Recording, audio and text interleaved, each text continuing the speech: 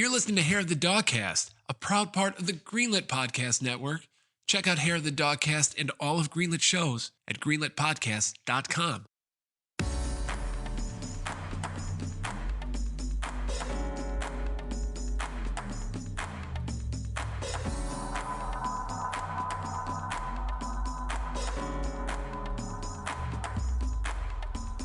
Hi, everybody. Welcome to episode 95 of Hair of the Dogcast. It's always the quiet ones. I'm one of your hosts. My name is Tom. Welcome. Okay. Hi, Tom. Guys, it's a pleasure to be here with you. Today, we're going to be talking about We our didn't favorite introduce everyone. silent protagonists. We'll get there. Yeah. We always do it at the very end. Don't worry. Oh, yeah. We get there. I'm Brad. It's like, introduce me, man. We're going to be ranking our top 10 favorite silent protagonists in video games. Favorite, because still waters run deep, just like my love for you guys. And who is here today? It's me, Dylan. Hi, Dylan. I'm here now. I'm here and I'm ready to podcast. I'm the podcaster now. Do you feel get better it? now It's that like you- a Captain Phillips reference. I'm the podcaster now. Okay. Is that I'm Breaking the Bad? podcaster now. Hi, this is Brad Porter Bridges. And my obsession for Death Stranding has just continued to grow. Consumed you. It has consumed me like a void out, you know? Yep. Sure. Yeah. Yeah. Don't explode too I hard. put the L in BT if you know what I'm talking about. Very good. That's. Did you write that down? I don't. Tom, can you just send me this file later so I can remember my jokes? Thank I you. can. That's I good. can Yeah, that's No, really just good. we'll see what happens. But I'm Brad. thanks for joining. And It's good to be That's here. going to be the last we talk about Death Stranding ever on the Dogcast. No, it's Thank not. you, guys. No, Thank it's you. not. No, it's and not. No. you signed a You contract. know you'd like it. I didn't sign a signed a contract. You know you'd like it. Dom, what the Yes. hell, man? Dom is back, everybody's favorite silent protagonist podcaster that just slumps in the corner for most of these and Now, Dom. is quiet. Dom, I've heard that you're actually sexually attracted to silent protagonists. That's your fetish? Yes. Okay, that's why you're here. Yeah. perfect. Oh yeah. Sarah talks a lot. Yeah. Well. Yes, it's one of those late night things that we don't talk about. Okay. You know. You just I hear you. You neither want to confirm or deny consent. Speak of the devil. Very nice.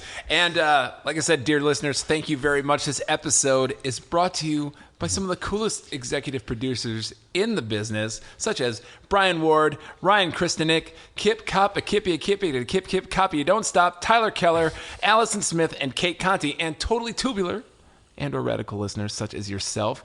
If you would like to help support the Dogcast and all the fun content we do here, just go to patreon.com/hairofthedogcast and familiarize yourself with some of our tiers. We have tiers starting at just $1, and be greatly appreciated. Whenever I'm by Chiralium in Death Stranding, I start to cry a little bit. I cry tears. So talked about Death Stranding again. Take that, Tom. You're going to, that's 2 strikes. You might notice that our dear friend Josh isn't here. He is on vacation, and he has his feet up on a table. He is drunk, and he's wearing a sombrero, I imagine, at this point. More cerveza, por favor. Basically a normal Tuesday, but only now he's in Mexico. But in doing Mexico this time. Yes, thank God. Oh, I thought he was just out in front of his house wearing a sombrero. Exactly. Yeah. Yeah. That's just because that's what he always does. Yeah. He's known for that. He's always being drunk and just waving at cars on the road. Yeah. I hope he's wearing sunscreen. Oh, I hope so, too. People call him the mayor of Watertown. I just came up with a New Year's resolution for him. Next year is to get a nasty sunburn, like while you're wearing a Donald Duck sticker or something. Yes. Yeah. Perfect. Yeah, on his forehead. Yeah. On the bald spot. That'll take that, Mr. Tattoo Man. But yeah, how you guys doing? I'm doing great. How Yeah. are you, Tom? How's the week been? Oh man, I am so stoked. Played their first music show in like 8 months or 7 months or something like that. Yeah. And Cool. I feel fantastic. Kate sent me a message. She's like, "Who gave Tom a tambourine?" Yeah. No. Did I do that? Was that in my Nobody. box of trinkets? Yeah. Okay. I wasn't. give myself a tambourine. Okay, good. Because I'm the only one that would ever do Would that. you describe yourself as a tambourine man? No. I would. Oh. I would describe myself as A ladies' man. more of a triangle guy and just a few beats shy of like having white man rhythm. So. Oh, okay. Yeah, so you're not even that close to washboards. Not really. No. And I can't. I'm getting better, but I can't sing and play at the same time. The tambourine. Have you tried the jug? I mean, I blow into beer bottles all the time. Well, there you go. In the hopes of maybe one day hitting the majors. But yeah, that was my week. I did that last weekend, and it felt good. What's your guys' week look like? Brad. Apart from work, I mean, we're not talking about what games we've been playing lately, but that's mostly what I've been up to, is just pretty much playing Death Stranding. And I guess the character battle's been going on. That's pretty exciting. That was great. Great fun. When this comes out, this Thursday, when this is out, it'll be the final battle, and I'm predicting Mario versus Link. That's I think it might be think that's- Donkey Kong versus. He's already out. Oh fuck! Pikachu beat him, and Pikachu, Wow, really? Pikachu is The probably going to write-off. beat Bayonetta too. We'll see, but Who got out? Fuck that! I'm so glad Bayonetta made it though. Yeah. Well, it's Bayonetta versus Pikachu. We'll see who wins that, and then it's Kratos versus Link, and that was closer than I thought it would be. All you horn dogs, get your thumbs out. Zelda is almost beating Mario, which was surprising, but That's good. yeah, Sonic is clearly in the lead. Who won last year? Luigi. Luigi. Yep. Okay. And you, after this year, if you've won a tournament, you're out next year, so you can't. You already got your trophy. Leave us alone. That's great. Yep. Luigi didn't deserve it. And then Waluigi wins next year. Yeah. Wario deserved better. Wario's not even in the tournament, I don't think. Well, really? I don't remember seeing him. What? I thought I saw Wario. At some point, there's a lot of Nintendo. There was a lot of characters, but voting. If you There's a lot of characters. want to see the results or vote, if you haven't yet, it's the last day. Go do it. Come on. Come to our Instagram. It's a ton Come of on, fun. people. It's my favorite thing to do on the toilet in the morning. Yeah. Same. Yeah. Brad posted them. I'm gonna go take a dump. I'm like, it's 9 a.m. I've got to poo. Well, you have to have Yep. a quick poo tomorrow because the character's going down. We're down to 4 tomorrow. That's just 2 votes. I am was really like- excited. What does the winner get? The winner hopefully gets 20 more subscribers to the Dogcast Instagram. Yeah. I'll buy that for $1. Yeah. All right. Tom, you have a good week? How's the RV, man? So the RV's great. I'm living in it. It's on the lake. Yeah. Week for the RV living has been kind of weird. Found out that the air conditioning unit works totally fine. However, it pulls too much energy, and it essentially melts the cables that I have connected. So I am potentially starting a fire every time I turn it on. Okay. Kind of fun, though. It's a roll of the dice, really. Yeah, right. I mean, you're already living in an because RV. because I have 3 cats, 2 dogs, and my girlfriend living in it. That's not the kind of dice I really want to roll. Okay. Also, the people's house that it's attached to has a potential to burn down, and I really Your don't RV's want attached that. to a house? Well, it's the cable that goes into okay. the house. Yeah. I'm like, that's not really an RV Yeah. then. That's just an It's just a RV living room you're yeah. in. Right. Yeah. So Sarah's been in Texas because her sister just had a baby. Okay. So I've had the RV to myself for the whole week. So I have, again, we're not to this portion of the podcast, but I have also been playing the shit out of some video games. Oh, we're going to be talking about that. I am so glad that for once we're going to have a longer "What Yeah. are you playing?" segment. Well, it's summer camp, man. Takes up some time. Yeah. And I'm exactly. actually very excited to hear what you have to say about the games you're playing. Oh Dylan. yeah, absolutely. I hope one of the games you're playing is just like a desert bus, just being projected on a screen in front of your windshield. I do own Train Simulator on my. Do you know what desert bus is, Dom?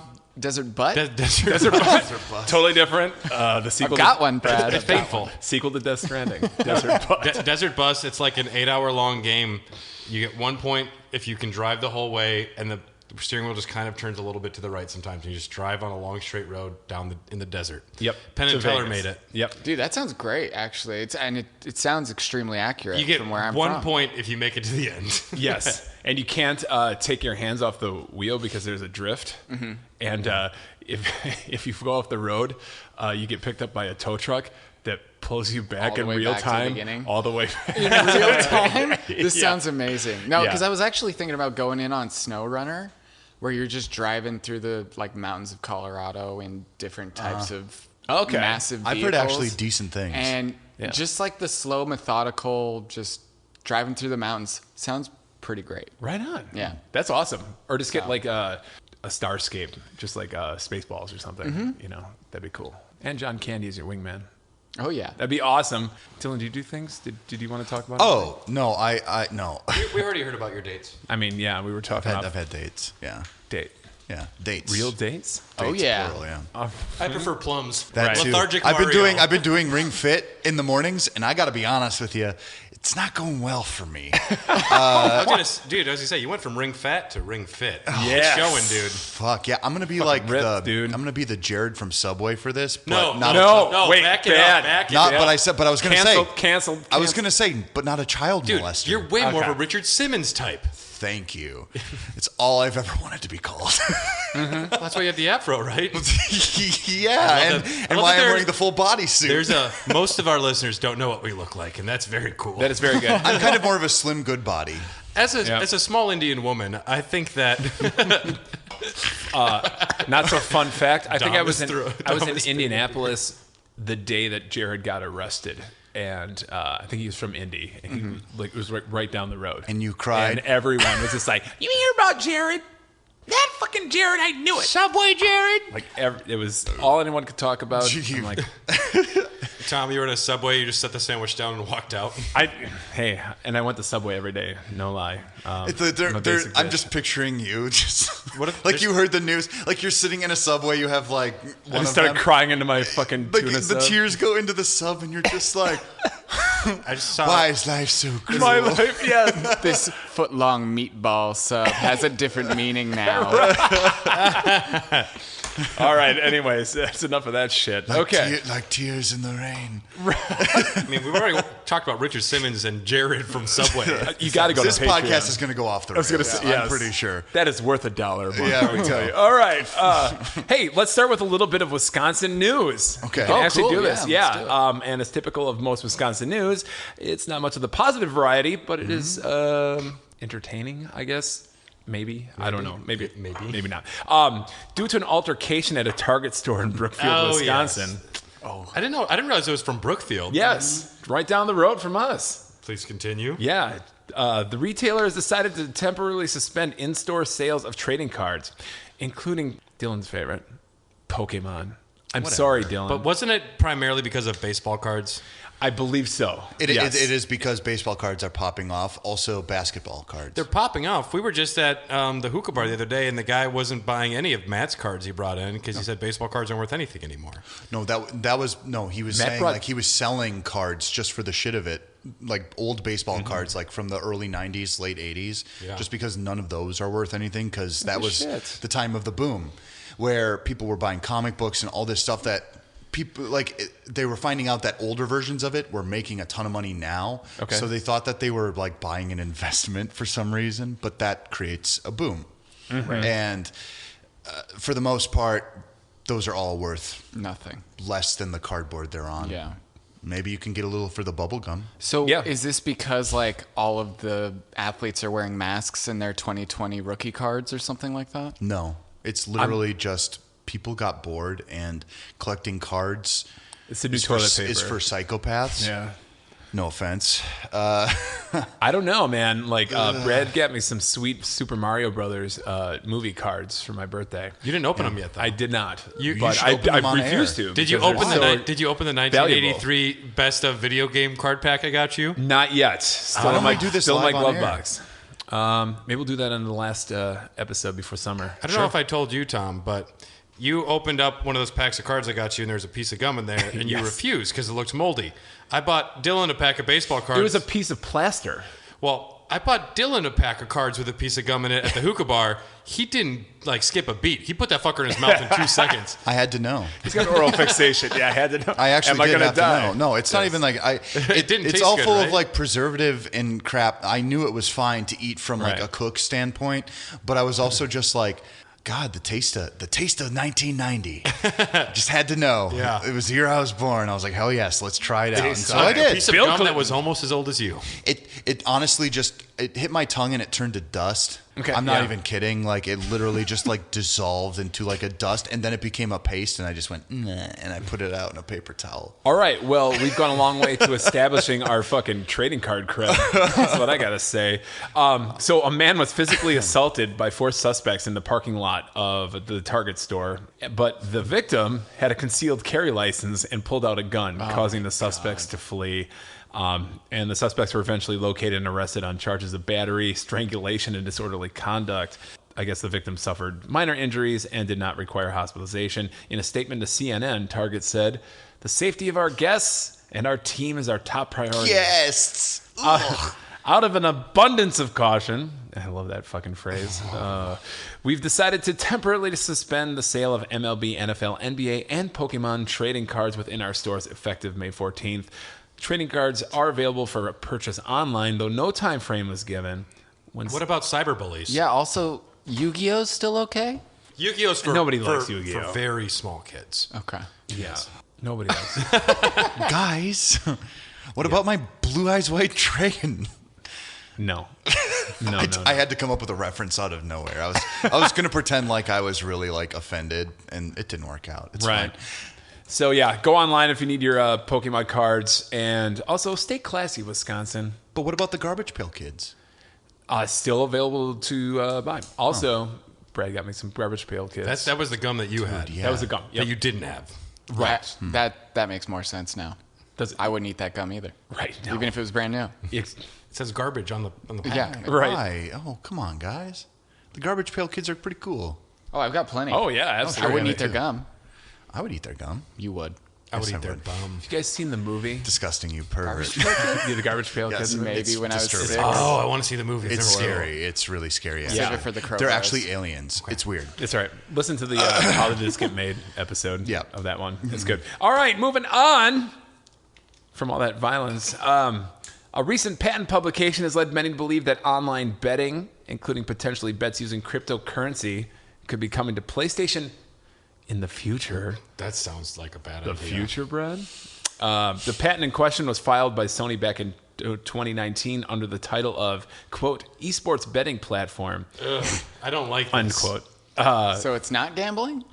Well, so from the patent abstract, it said, odds for various propositions concerning the play of a computer simulation are determined and presented to a viewer for pecuniary or non-pecuniary wagering purposes. Stop. The odds may be What, determined. did they just break out of the source? What the fuck does pecuniary mean? We're not scientists. Speak English, Doc. Actually, let me finish this. Okay.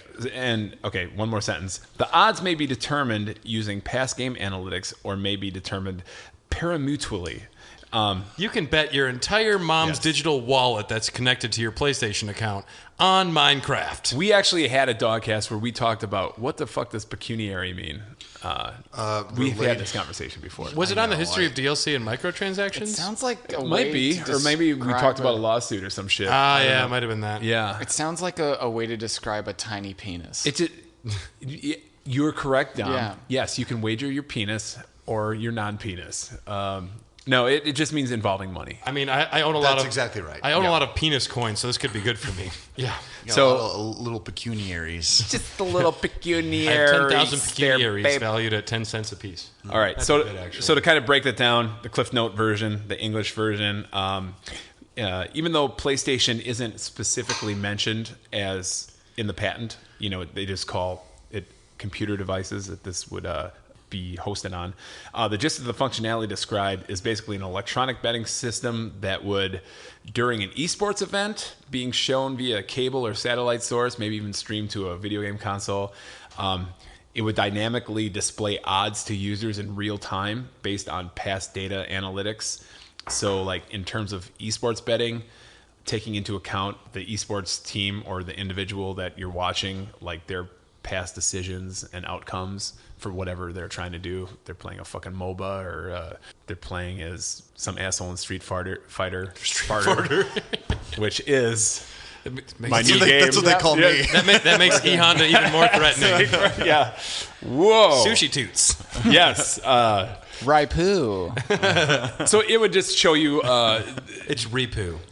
It would show you like real time like data to inform your betting decision, your wagering, and then the system would then allow users to claim the money and then cash out their winnings or double down and continue playing, basically. So it's just kind of. Are they going to put an age gap on this somehow? I hope not. I hope they just let it ride, baby. Because isn't that let the government sift it out. Yeah. Let them fucking regulate this shit. Yeah, I really love when Johnny's gonna fucking Mark bankrupt Zuckerberg Dad. has to explain the internet to a bunch of 85-year-old fucking troglodytes.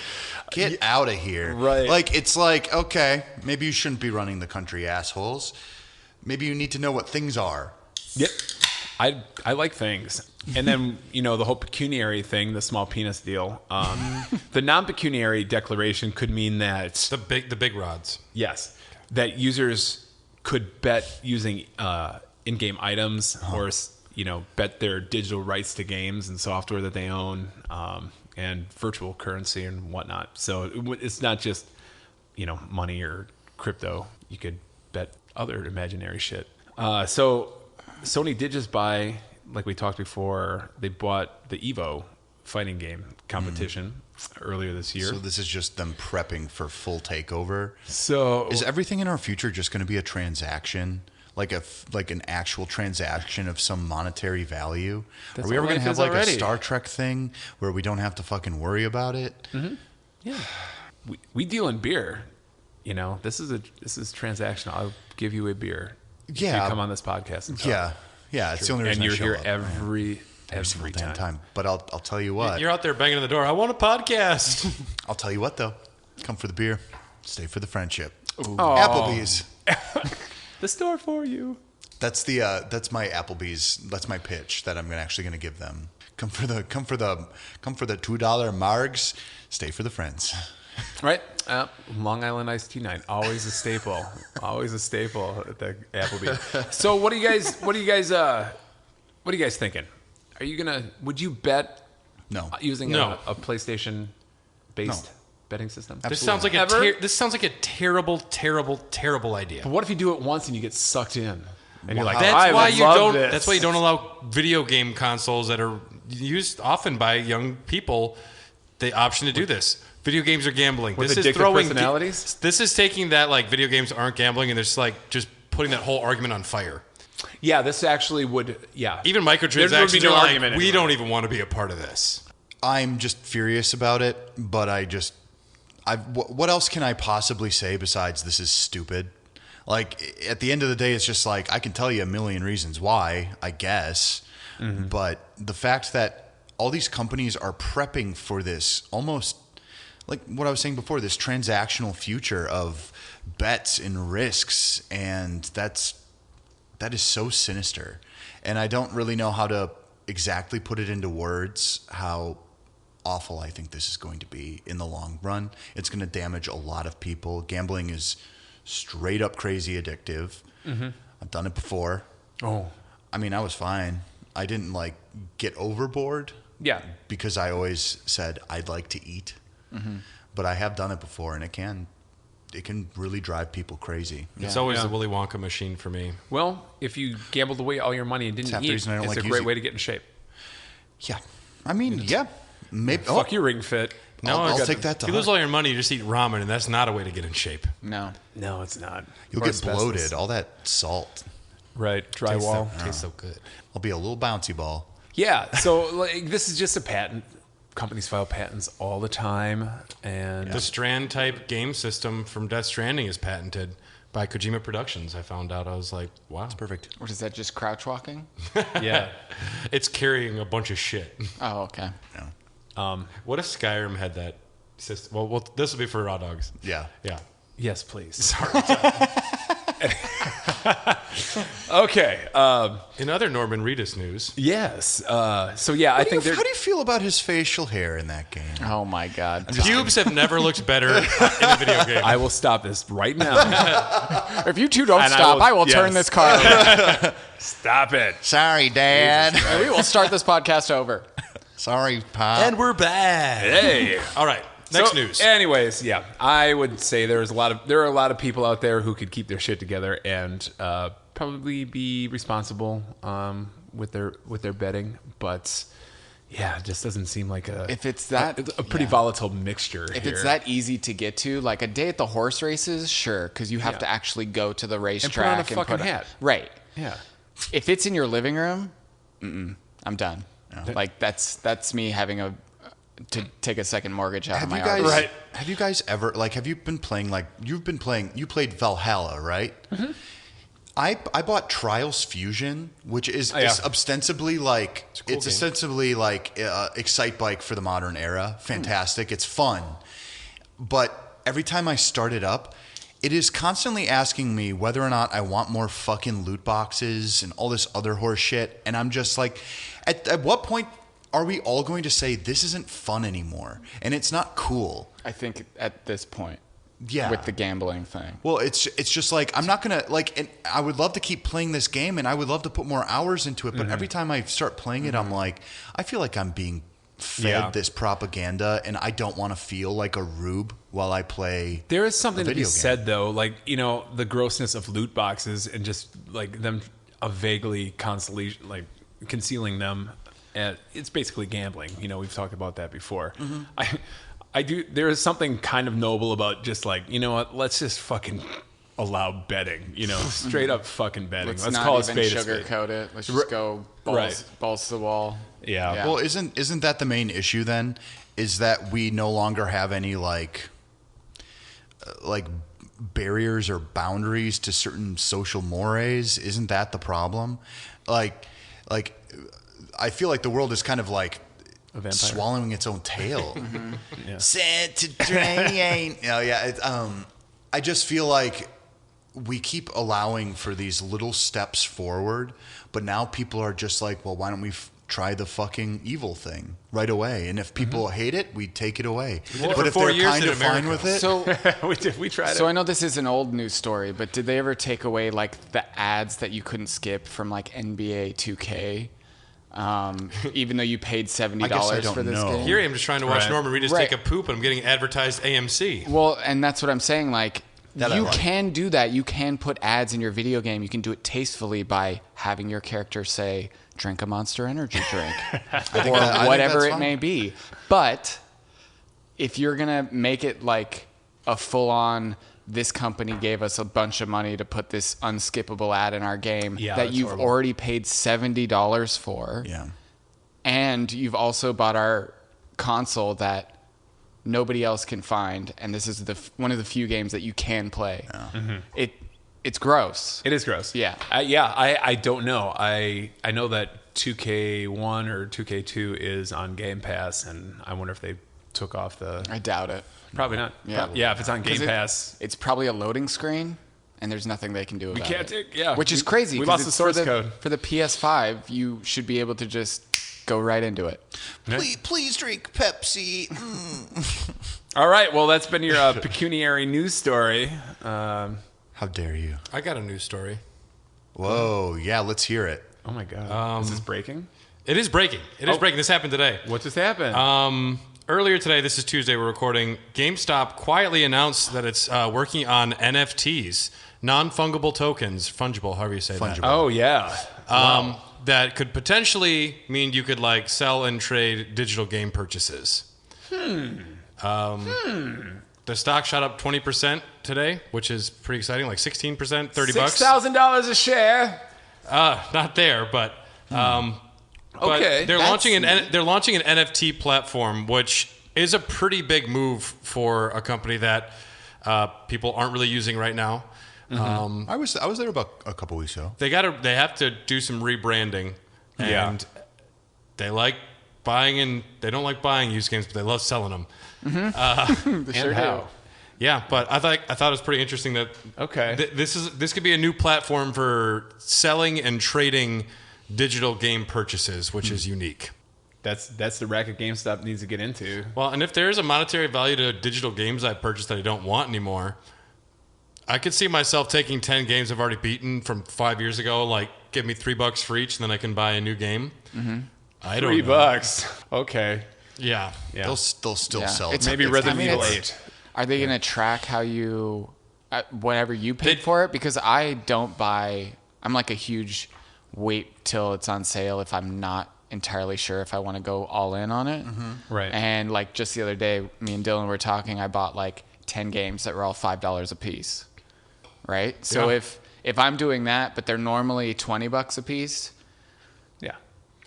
And also, with this, could I just take a digital game and loan it to a friend and just give them like, Ooh, I don't know. That would be cool. Trade. I could just trade things online and just like, here, take this game. I don't need it at my house. You can That put it would on be your cool. Yeah, that way I could stop giving my password away. to everybody. Yeah. I'll see you at a bar talking to church like, here's my password. Yeah. You want to play this game? Here's my password. Don't you just have it physically? You should play No. Accounting Plus. Yeah.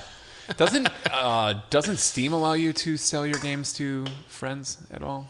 I'm It not allows sure. you to gift. You can gift. You can't sell. Okay. I couldn't remember, or I know they were talking about that. That's been like one of those pie in the sky, like that's utopia also. things. But think about even like the logistics of that. If you know, right in here, the Dogcast. It's like, why couldn't you just be like, oh, I had this game. Why can't I give it for free? If the companies are dictating what the pre-owned price is for something digital, I feel like that's.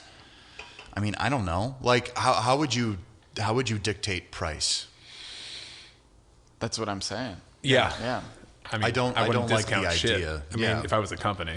Well, it's just gonna be a shit show. I don't know. It's a unique move, but I do love the fact that the Dogcast now kind of has an unwritten rule that we all buy physical, so we can all borrow each other's games. Yeah. Yep. Because I like that a lot. Yes, I Yeah. enjoy. I do like lending you guys Death Stranding. Oh man, that Death Stranding disc has gotten fucking hours on it. It man. has. It's It has gotten across America harder than. gotten San across Puerto America like Burgess. 30 times now. I made, and it's Like also that got copy like, of porn that you had in high school. it's also This got, magazine is old. It's crusty. It's also got lip marks on it from me, just like That's because I fine. made. All right. All right. That's it. That's it. No more Death Stranding talk at all. You guys are out of here. Sam, wait, what? What? Nothing. Fuck you. All right. Okay. You guys want to talk some game news? Yes. Not Death Stranding game news? Huh? Great. Death what? Okay.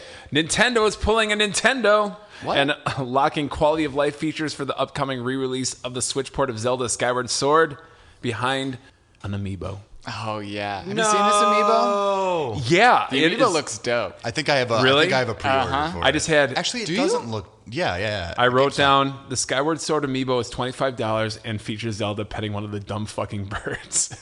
Sorry, the Sky Bills. Yeah, Loftwing? Loftwings. Thank you. I'm yeah. like, I don't. Come fucking on. know. Who the- They should be called Sky Bills. Yes. I'm gonna be honest with you because they have the big pelican bills. Sorry, No, it's fine. they Keep should going. have. They should have taken that through to whatever. It's a bad game.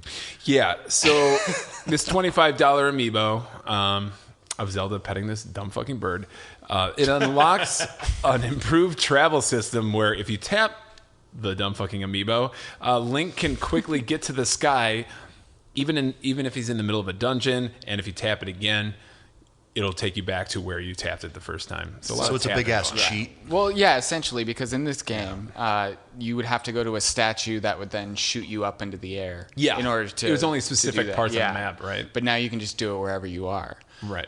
It's fine. Just, mean- I'm sure somebody's going to find the source code and put it out on the internet. You can find a thing on Etsy that somebody's created to do it. Yeah, get a For- little RFID Yeah. thing for like 50 cents. Something like that. But I mean, this is just my personal take.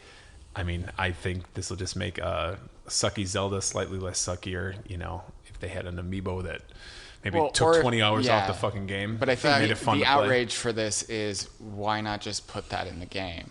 Right? Yeah, it's Right? there. Yeah. If the technology is there, why not have it in the game? Yeah, I mean, I saw people liken this to this is basically on disc DLC. You know, like when that was like a big fucking outrage back in the day. It still makes me pissed off. Does it? Think about on disc DLC. You put it on the fucking disc. At least That Street Fighter character is on the disc. at least hide it. Yeah. I don't know. It's Your just download's 1 kilobyte. it's so baffling. Yeah. So baffling. So stupid. I've never really been into the amiibo scene.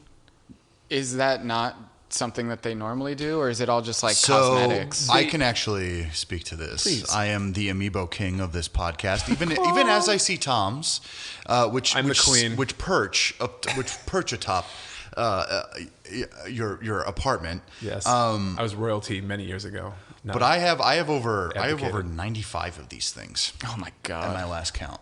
You son of a bitch. They're doing this because of you. I know, that's fine. But for the most part, they ignored amiibos for a long while afterwards, just because people were buying them no matter what, and some some development groups within Nintendo they didn't want to deal with it, but they'll give you They were the trading cards of their day. few things, yeah. Mostly because they try to tie it in. They tell companies if you're going to put something on Nintendo, we want you to use amiibos while you're doing it. So at least provide some shitty items if you pop it in. Like Bayonetta famously gives you some pretty good stuff through amiibos. Okay. You get a spoon if you have the Breath of the Wild fucking Link. Yeah. If you plug it into Hyrule Now, Warriors. do you mean the main character Zelda or the fairy boy you play as? I mean the main character Zelda that everybody loves. Okay. I The thought it was fairy boy. pronounced Zordo. So It's I can't keep Ryu, them straight guys. anymore. It's Yeah, Ryu. but it's things like that where you get a spoon Yeah. in a game as a weapon. That's fun. Yeah, I but think- it doesn't change the gameplay. No. It's like an extra Right. bonus. I think Right. Breath of the Wild, I was reading, I never did it, but isn't there a wolf amiibo? And then if you tap that, you get a wolf companion to fight alongside if you. you Yeah, you do that. actually, yeah. In Breath of the Wild. Yeah. Tap that. Is it really? I You love get Wolf saying that. Link? There is a See, wolf this is that comes how- to help fight if you're in the middle of What a if that was fight. the amiibo, old raunchy video game ad? I'd tap that. And it's just Reggie's smiling face with an amiibo. Right, yeah. Oh, man. If only amiibos came out in 1992. Oh yes, raunchy God. video game ads. We have to do do an episode on that at some point. All right, I forgot to take a poll. Who is going to buy the port of Skyward Sword? I'll do it just because. I will probably play it. You will? I You played it originally? respectfully Oh, yeah. refuse. You did? Okay. Did you I'm like hoping. So on this podcast, I've canonically been the only person that thinks that it's fine. it? Okay. I couldn't that remember. I do not. Well, think, strong review Yes, there. yeah, I think it's fine. I do not think. I don't think it's a bad game. I don't know if that's because it's linked to the Zelda franchise. I liked what it was was that a pun? doing. Linked to the Zelda franchise. It's very good. Yep. I'm glad somebody I got see it. what you're up to. Okay. Again, like you, I'm left-handed. Yes. All right. So we did talk about yeah, this. so it's kind And of you like still liked it. yeah. God yeah. damn it. I God know. damn it. Ooh, that'd be a good shirt. Yeah. It'd be God and it with your face in the middle. There you go. Me doing one of these. Yes.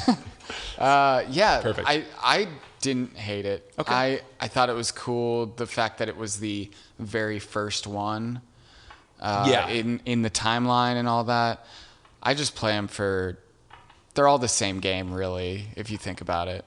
Go into the fire dungeon, go into the forest dungeon, this but and they're that. not, but they're not all the same game. at No, all. they're not. But essentially, The same story Mm-hmm. with wildly different puzzles and dungeons Right. and gameplay experiences. which I think is why Wind Waker is. Sometimes Link is hotter in one game than another. Yeah. Like when he goes to the volcano planet. Yeah. Yeah. And he's Planet. got to put on Yeah. that skirt. Yeah. Oh, yeah. that keeps him the from- Gerudos. Promise I'm not Link. Yeah. That's what a silent protagonist. Yeah, talk about silent I protagonist. tell you, wow, yes. He didn't. Barba Durkle. What's your name? No words. Yeah. All right. Just titters. All right, listener, please let us know. I want to know if you're planning on buying a Skyward Sword or if you think it's hot garbage. I honestly just want the Joy-Cons. I was gonna say I'm I probably forgot gonna about show those. up to Target on God damn the it, morning of Nintendo. to see if I can get I them. will be too. Oh, man. Okay. Moving on. It's a sack attack. Oh my God! Whoa. Bring your nut cups, Bullseye. people. Sony has temporarily shut down the servers for their Little Big Planet games due to ongoing DDoS attacks and hate speech utilizing the game's social aspects. These attacks were mostly targeted toward the community-made content for the games and have ramped up since March, when the servers were also taken down in March, culminating with the most recent indefinite shutdown. The following tweet was posted by Sony, Brad. It said, quote, Shit's weak, dudes. Leave them alone. "Due to the severity of the recent attacks, we have no other option than to temporarily disable the game servers. We do not take these attacks lightly, especially when they target our loyal community members." We are adding gambling in when we bring it back. So, the interesting wrinkle to this story is, according to a report by Eurogamer, the attacks appear to be coordinated by, quote, an individual unhappy with Sony's treatment of the franchise. Oh boy. Little Big Planet 3 did suck. So, And then Sackboy's Adventure. Is Nobody Dreams bought linked that. to this? no, I don't So think it's not Media, Media Molecule. Molecule stopped after 2.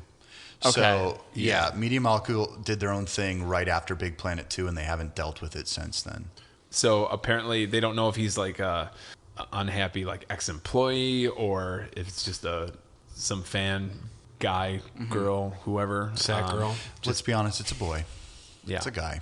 But I guess the most recent like Women can be hackers too. the hate speech centered on the trans are nicer. community and Oh, interesting. permeated the game, and they said social aspects. I'm assuming you can post and comments in the game. You or can something. Yeah, you you can can. post levels, and you can add your own audio to it and do a lot Okay. of That's things. why something like Bloodborne, which limits the few things you can say, Gives you presets. Yeah. because Yeah. that's how they avoid these things. Yeah. So Yeah, just Because if you could just write in like insert very gross internet comment here, that would Yeah. be the only thing you see in video games. yeah, which you can do in the Little Big Planet games. Yeah, that's I a mean, recipe for disaster. Most of the time, it's just like, kind of like, I don't know, Death Stranding, where you walk past and give somebody a thumbs it. up or whatever. Stop it. But Take it back. That's really all it is just hearting people's levels and stuff. I then guess and you then can, and then someone writes boobs out with numbers yeah, and like flip it upside down, bro. clever, dude. Pretty Clever. sick, dog. Pretty sick. Yeah. So I guess the Little Big Planet website had also been targeted. They went for the website too. And it was taken down last November and has remained down since. Jeez, man, the fucking Space Jam website's still up, and this thing got Little Big Planet, Even man. Space Jam's still up. If people attack Space Jam now because of you, Dom. No, I'm sure they'll attack it because of LeBron To the James. jam. Yeah. I think that was a song. Okay. LeBronimus. So, my heart goes out to You, all you LeBron. Little Big Planeters out there. Do you really feel that, or are you just saying that? I'm just saying that. Do people even play this shit? I don't. No. No, Tom's just saying it. You can tell. Like, I think the audience knows I too. actually do. The cold, dead look I in your never eye. liked Little wish Big you Planet. could. I wish you could see. You're like, yeah, our hearts go out to you. Our thoughts and prayers go out to you, little big Thoughts and prayers. Thoughts and prayers. Out of an and abundance sacks. of caution, I wish you He's all just the thinking best. about that Subway No, sandwich. but seriously, our sacks go out to you. Yes, all the sax. All the sax. Cue saxophone solo. Do we have any Time Splitter fans here? that was a game. That was a game on the PS2. It was, I think, a launch game, wasn't it?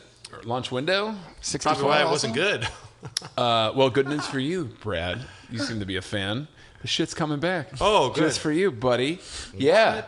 Publisher Deep Silver announced that a new title in the much beloved FPS franchise is coming back. Wait, did you do like air quotes over much beloved? Much beloved.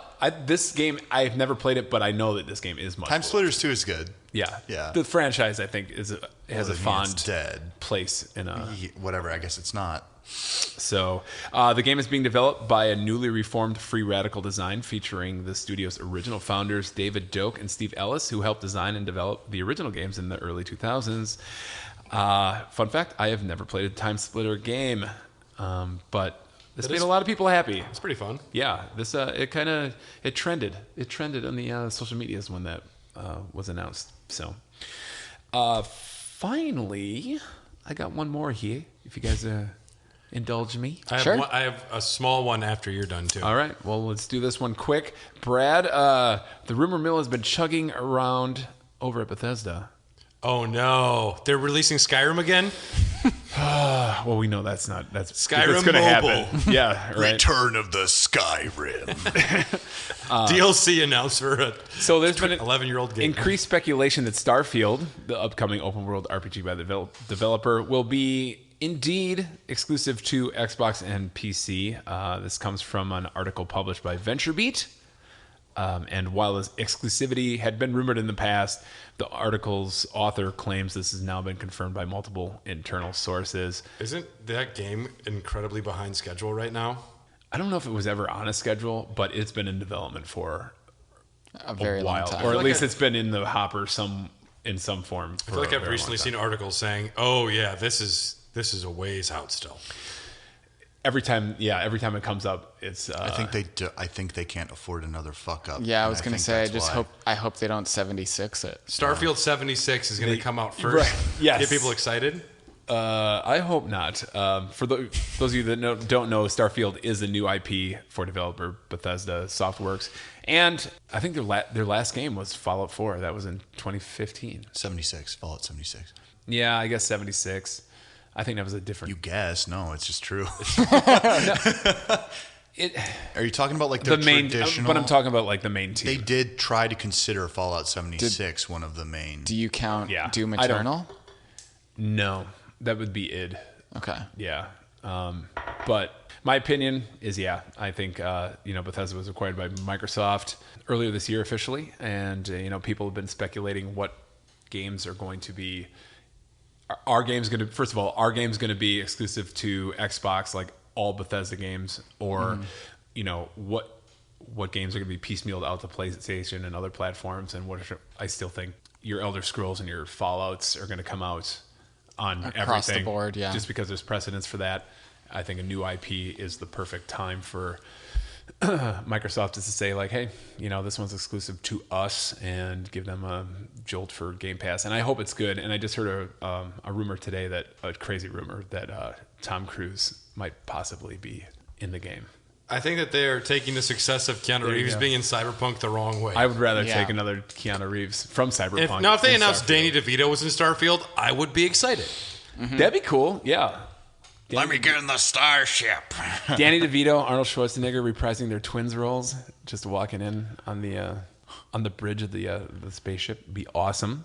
I think. I guess. I don't know. So we'll see what happens, and then everyone, once this news or this rumor kind of got percolating, everyone was like, "Oh yeah, wow, Starfield's gonna come out this fall. I've heard rumors," and no, I don't think so.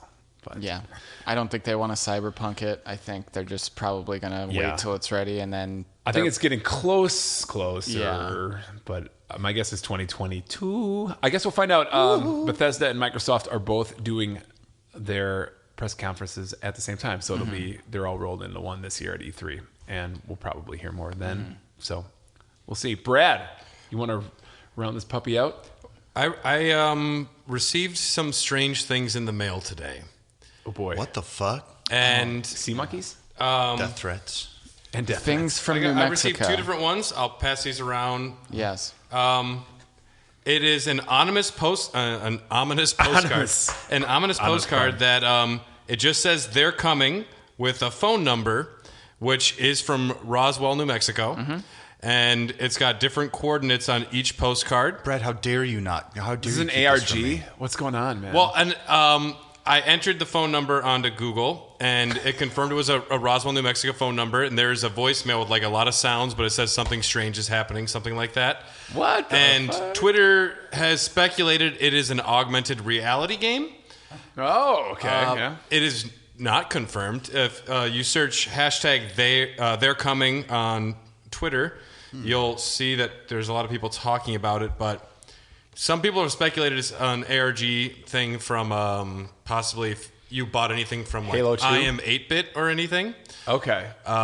Loot Crate? I don't know. I know. You'd be I've never drowning in bought. I've never bought anything from Loot Crate, but nobody I know of yet has responded because I posted on Instagram. I didn't know what this is, but I received 2 of them, and they're different cards that says they're coming, and it's got a Roswell phone number. So, if anyone that's listening knows, please email hairofthedogcast@gmail.com or Facebook or Instagram, Hair of the Dogcast. Tweet at us at Hot Dogcast because I don't know about this yet. And this is the most exciting piece of mail I've gotten other than like an Amazon delivery ever. I was like, oh, it's either a bill or some shit I paid for on the internet. This is weird. How long did you stare at it after you got it? Like, what the fuck? I normally hate getting mail. And this one I went and sat at the computer. I was like, this is cool. They're coming. And I was thinking, is this legit some UFO group trying to hype something? I was going to be so angry because I have joined MUFON, the Mutual UFO Network, and if I didn't receive this shit, I would have been so PO'd. I would have been like, oh, they're coming, and you get to know first? And the different cards have different coordinates. Oh, these are coordinates. I believe they're coordinates. They're different numbers. Right. I was just wondering if this is the amount of mail that they sent out, but it could, Well, I know how that Dom's this is mom hits on 575 is Brad. definitely New Mexico. And funny thing, Sarah messaged me on Instagram. That's not an original New Mexico number. It's the southern half switched over to 575 from 505 recently. Yeah. Okay. Yep. So it's a New Mexico number. All right. But there's a voicemail when you call that number, and it's like a lot of strange sounds, and it says like something strange is happening soon. Oh man, are they gonna revamp X-Files? I was just going to start I don't know whistling if the theme song, yeah. I don't know. Maybe they're trying to make Doctor Who cool again. I don't know. I don't know. This can only mean one thing. There's 5 different cards that have been sent out so far, and there's also You have 2 of them. And there's other marketing that's going on, like some strange things have been put up on walls and stuff. But We need to put together a Hair of the Dogcast group, and we are going to be the first ones to solve the ARG. You have my word. ARG. No, that is cool though. Yeah, in weird news, anyways. But it's like a really green color. I love the color some green. posters found in London. Oh wow, it's my like gosh. international. I've never I've Holy heard of cow. like ARG game, like augmented reality games being used to hype up releases before. Yep. Because I know that The bees thing from Halo 2 was very big for some people, but I never even knew about it.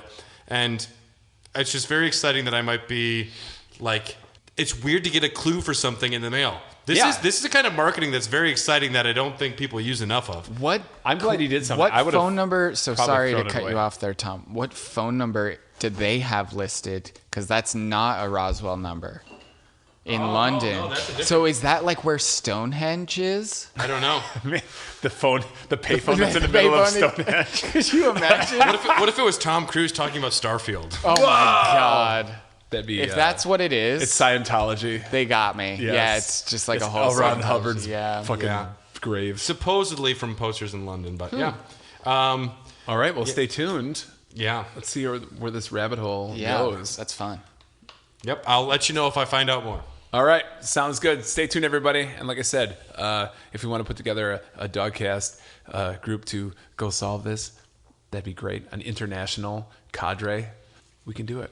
And all proceeds will go to Dylan because he will demand it. Because Dylan is very sad he didn't get one. I am. I will be. I'm the I only will one be who believes truthful. in aliens. It's not about no. I don't care. Like when we talk about UFOs, you don't say alien in conjunction. UFOs are unidentified flying objects. They are not aliens. Oh, I'm sorry. I didn't know the etiquette. I say aliens bitch. and UFOs in the same sentence. Way to be and I on feel PC. good. I got hit by something out of the sky one time, and I didn't know what it was, so it was a UFO. Yeah. It's just dog poop when I looked at it, though. Yeah. Yeah. It was know what it is. unidentified for a moment. Yeah, it was a UFO, but then it was dog poop. All right, you that's your ate it. news, everybody. Called the shit poop. Good Lord. Let's go ahead and take a quick break and listen to some of these awesome shows from the Greenlit Podcast Network. And we will be right back with what we're playing. And we're going to rank some of our favorite silent protagonists in video games of all time. Don't go anywhere. Sam Porter Bridges doesn't talk much. Just kidding, Tom. He talks. He's disqualified. I hate his face. All right, But BB, on the other hand, BB is a silent protagonist. I like baby. He says his first word at the end. He says his first word at the end of the game, though. Help, send help. Bye. He says QB. All right, stay tuned. We'll be back in a second. Hey there, this is Jeremy Parrish, and if you're a fan of classic video game soundtracks, or if you just love 20-minute rock epics about war-ready armadillos that battle Catholicism, you should listen to Alexander's Ragtime Band. Join the power trio of myself, Elliot Long, and James Eldred each month as we talk about the most pretentious music of all, progressive rock, right here on the Greenlit Podcast Network. Hi, I'm Ray, and this is my friend Alex. Hi. And we do a show called No More Whoppers. Between us, we're as old as 4 RPG protagonists. And now Alex will give us a funny anagram for the name of the show. Big old knockers. Join us every month or so on the Greenlit Podcast Network. Meanwhile, Bob Dylan's backup singers, they find the worst people they can. It's just like you just got to be just really bad. groaning drunk people. We need ones out of 10. All right, we're back, everybody. Hope you enjoyed. dare you. Hope you enjoyed those great shows from the Greenlit Podcast Network. I've been which we playing are Death Stranding, Tom. Thanks for very asking. Proud to be part of. Yeah, I almost hate to ask, but Tom, what have you been playing? What have you been playing, Tommy? Tom, we want to know what you've been playing, Tom. Come on, Tom. Tommy. guys, okay, fine, stop. Okay, stop. Tell us, Tom. Guys, I finished Resident Evil 8. Or, I'm sorry, Resident Village. Evil Village. VIIIage. Village. VIIIage. I VIIIage. like that game goodly. I like that game. I don't think I crested into the love part of the equation, but I did enjoy it. Did you a love lot. 7? I like the first part of 7, like the first half of 7. Okay. Yes. So I think 8 or Village is a more even game from front to back. I think 7 was stronger up front, and 8 kind of follows a bit of that trajectory where they're the first few commanders or mini bosses, you know, their lands that you go to are pretty strong, and then it dips a little bit, but then it kind of crests up again towards the end. I've heard some other critique of it. Yeah. Now, can you Really? go... Okay. I've heard there's multiple like different areas you have to go through. Can you go in different orders to the different mini bosses or whatever? Or Nope. is it's pretty linear? It is pretty linear. Yes, it is it is a very linear experience. There may be a couple side things you can do, but Can you motorboat Lady Dimitrescu? Not You, the, to the fly without a V- stool, you have to get the stool first. I was going to say Yes. the VR version isn't out yet, Brad. Hey. Right. That's what I'm waiting for. yeah, wait for the DLC. Pick Dami up. Yeah, Pick Tommy. but yeah, Tommy want uppums. I did really enjoy my time with it. You know, especially starting out, it gave me some really good Resident Evil 4 vibes. Yeah. Survival horror wise, there weren't a lot of scares. I've heard it's not scary. It's I not. think they were trying to cater to more people because, like the three of us, had you not played it originally in regular mode, I played it regular, yeah. I couldn't get through it until I was essentially forced to for the VR episode. Yeah. Mhm. And I don't think you ended up getting through it Not in VR, VR, right? But honestly, even though I only played through what I thought was the first 20 hours of the game, and I had been playing for 3 hours because it's that scary. Yeah, But in was pretty VR, I mean, terrifying. it was a terrifying feeling, and it was such a good small experience that I was so scared I quit playing. But in my head, I'm like, it's one of the best fucking horror games ever because it's that scary. Right. Now, that being said, maybe Village, when they do release a VR part, like a VR version of it, maybe it will be a lot more scary because... Yeah, I think they were just trying to cater to more people and get more people in, which is weird. The creators because have said that. They're like, we wanted to make a game a little more approachable for everybody. I think they wanted 7 was to. so approachable, no, though. They it's too rebooted. scary for a lot of people. 7 was like genuinely creep me out. Why would I want to play a horror game that doesn't fuck me But up? you're right. But No, you're but absolutely right. Some people have different thresholds for wanting to get fucked get up. out, Yeah. get out the fuck out of the genre. Yeah, No, I'm sorry. Carly likes Child's Play. She doesn't like The Conjuring. Yeah. I mean, and 7, like the level of creepiness compared to previous games, you know, especially after like the hard reboot from 6, which is just like an all-out fucking Michael Bay movie. Man, I love Wesker. You know? Yeah. Okay, spoiler alert time. Okay. Skip forward a minute. Do you guys want to hear? No, I'm not going to spoil it. Is this if you just guys about haven't played Wesker? it. Because that's the only thing. Okay, I'll allow this for me. Wait, is this about 8? Yeah. It, Well, we is just there have to any? know. Well, just let. Is there any reference to Wesker at all in the game? Not whether or not he's alive or Okay. dead, but is there a reference to Wesker at all? Wesker. Not that I saw. Okay. So there is a. But there are ref- tie-ins. So I don't know if we talked about this More tie-ins on than the last game. the second part of the Resident Evil Albert Wesker episode, which may or may not be posted very shortly. Posted. No, not for.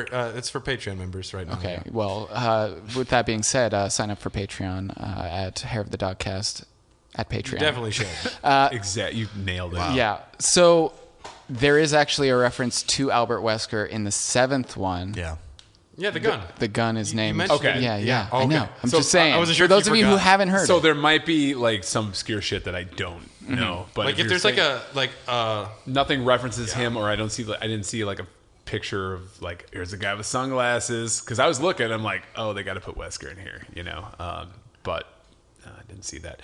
Anyways, also, I never got to a point where I thought I was going to run out of bullets. That's not a good thing. No. I've heard that. So I mean, you don't have maybe- to worry about that. maybe you there's- can play it I on heard hard if you Yeah. want to. Yeah, I was gonna say maybe you need to play on hardcore to have a true Resident Evil Yeah, but experience for that game. I'm a huge play it on normal because that's how the developers want you Yeah, to me play too. it. Yep, Yeah, I absolutely. agree with that. Well, no, but some games, just because that's the way the developers wanted most people to play, it doesn't mean that's the way we should play. No, absolutely not. But I just the whole part of all of those games is like, don't blow your load. Yeah.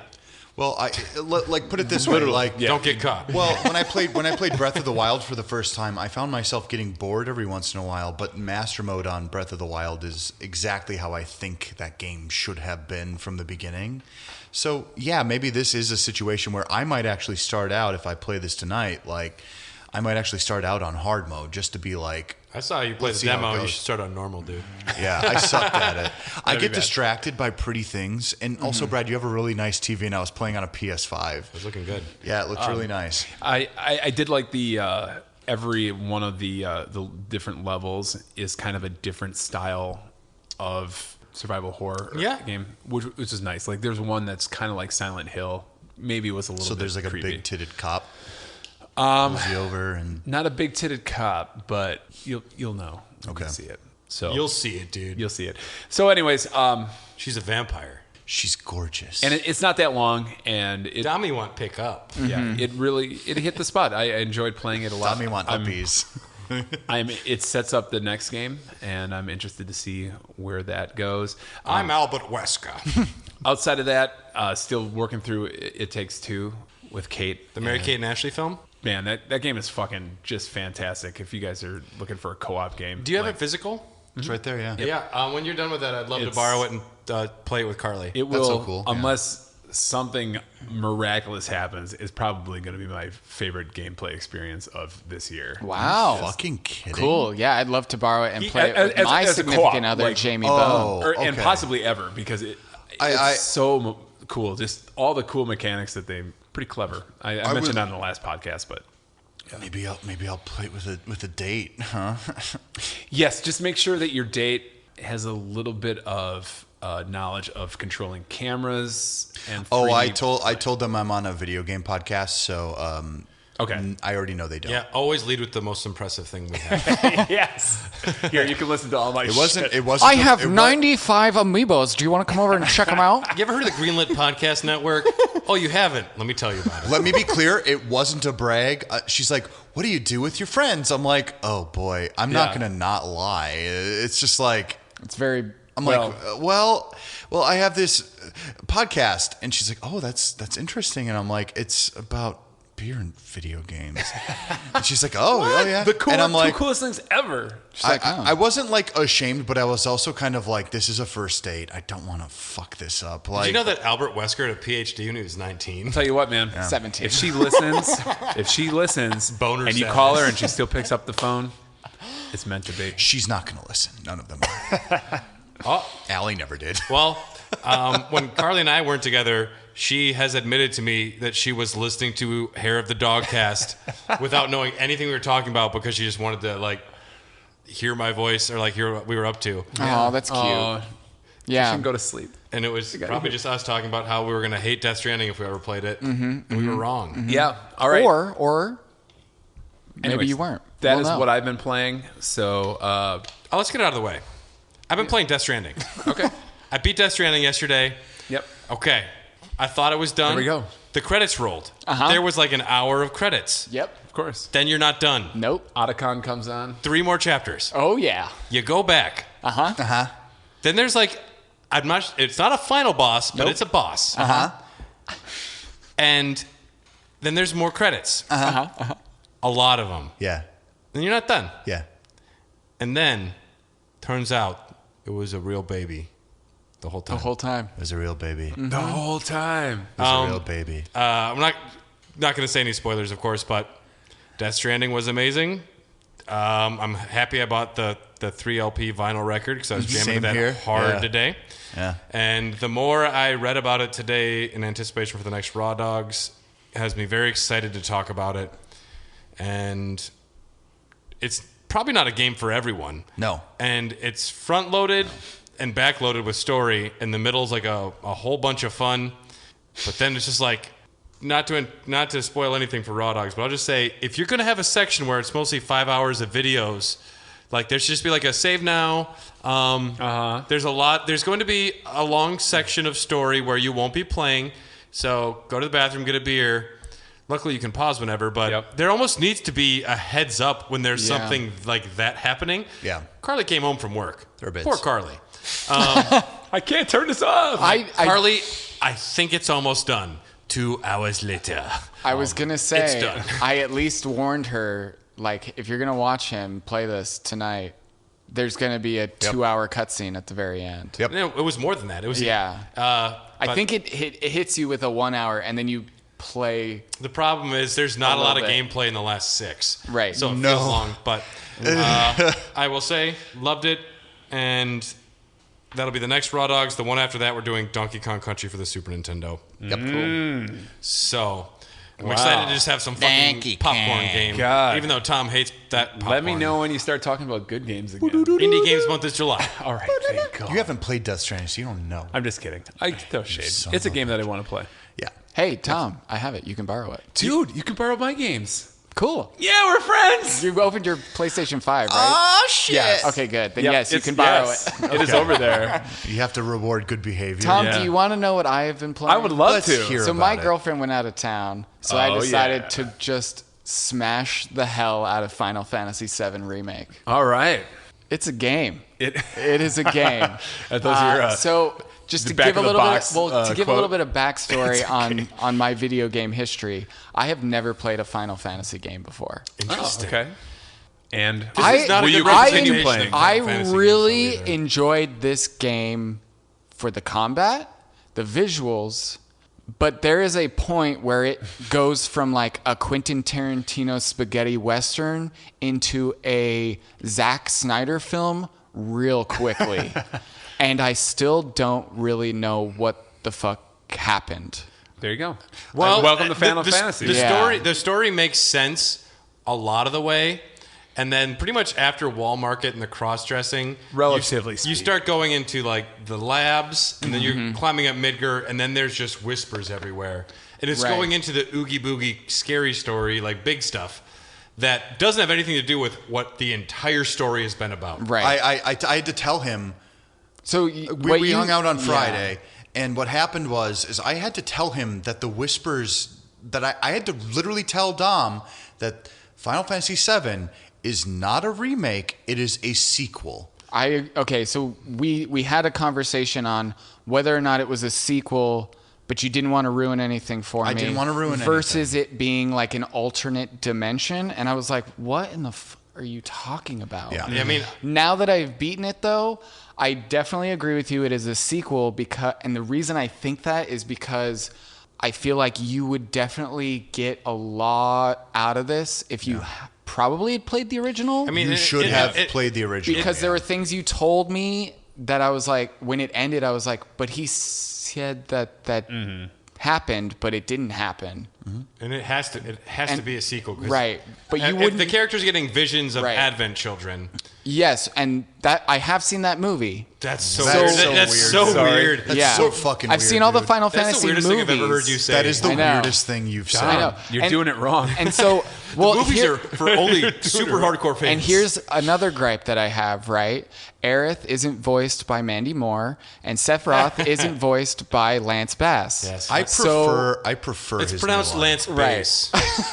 So that's why I've watched Advent brought in the Children fat one. and all the movies. Joey because, Fatone is Tifa. Yeah, because I used to be a fake Final Fantasy like fanboy because I played Kingdom Hearts. And you had a Right. Red 13 shirt from Loot Crate. Yep, Yep. I do.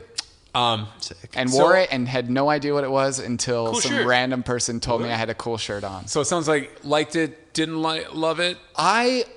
So I know a lot of people out there said it was like their game of the year.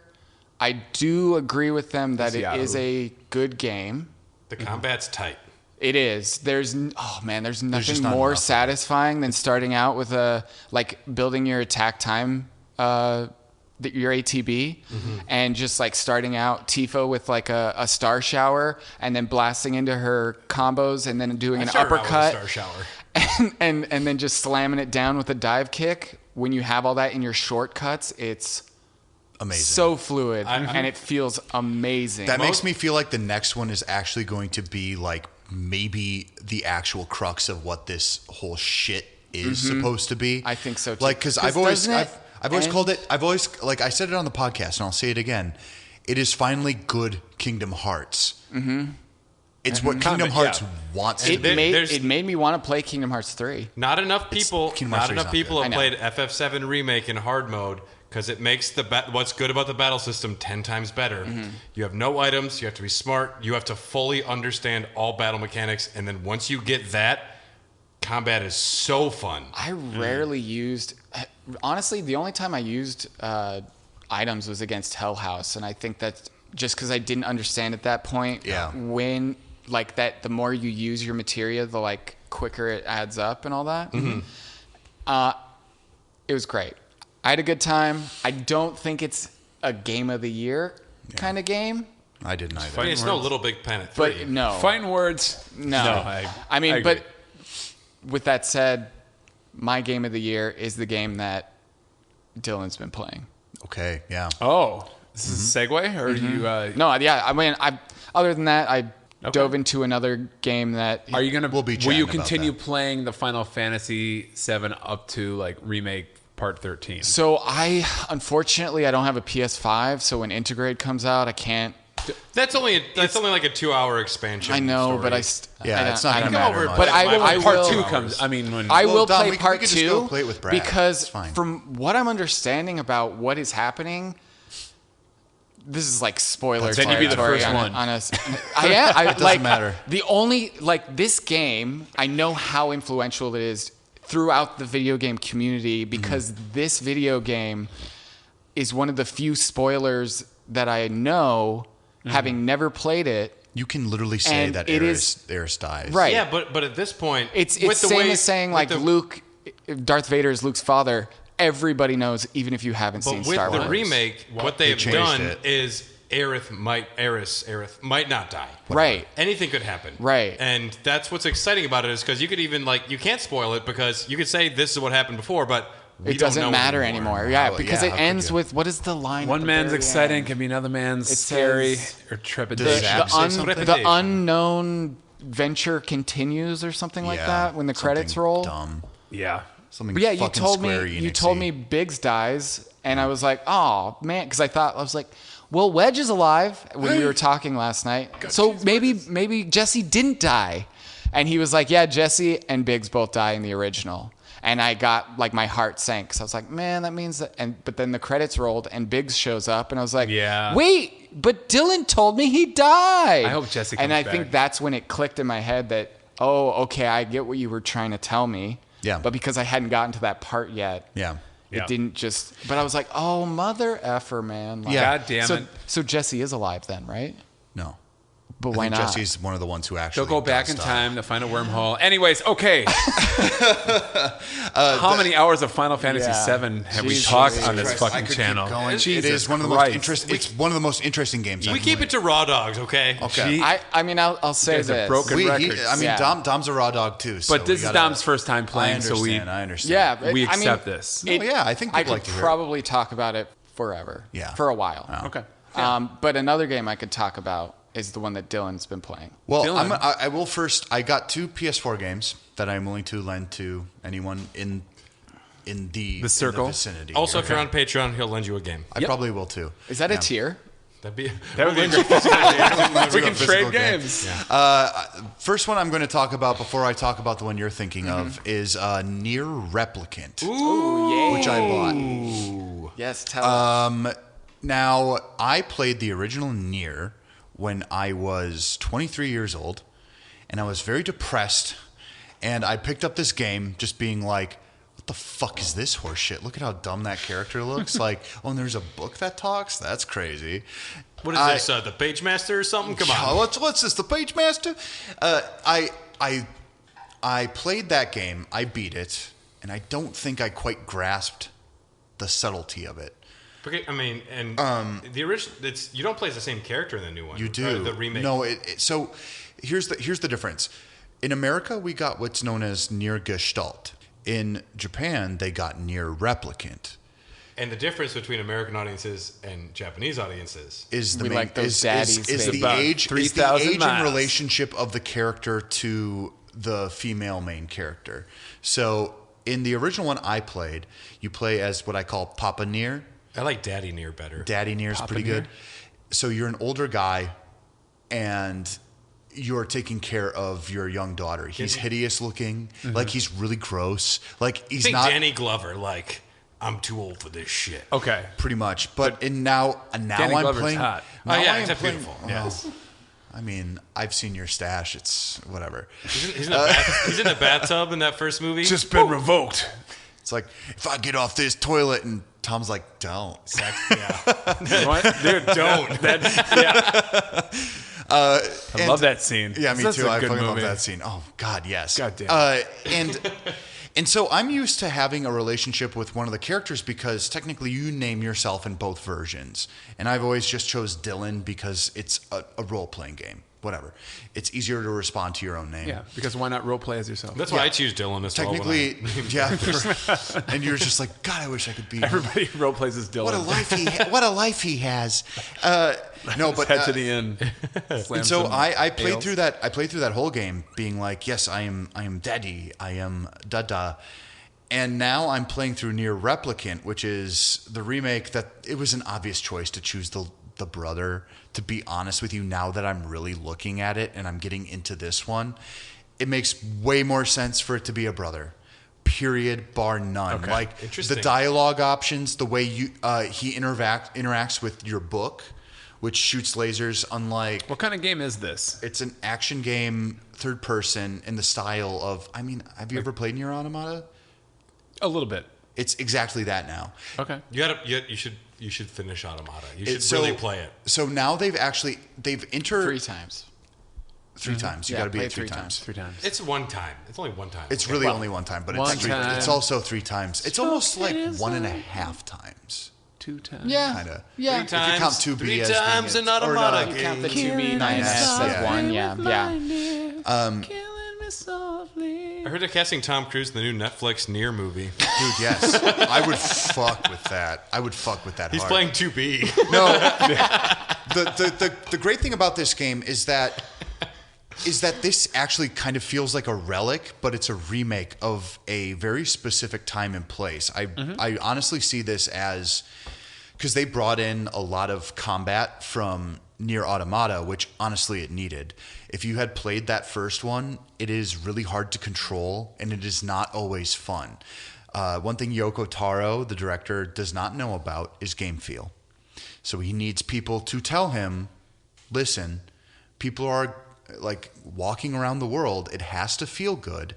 And I don't think he really took it to heart until Square Enix basically told him, like, yeah, if you're going to do this, Platinum has to work on it. And Oh, okay. That's what we're going to do. So the combat has been revamped, and it feels very much like Nier Automata.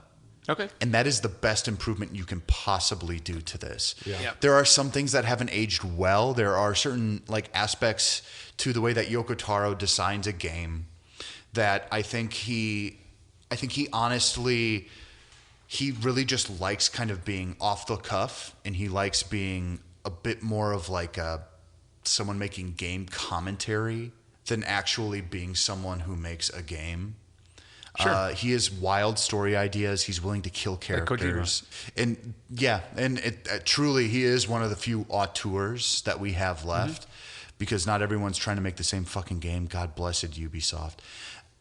But for me, this has been a fun experience. It's something I already did, but there are sections in this game that absolutely kind of just you're like, oh shit.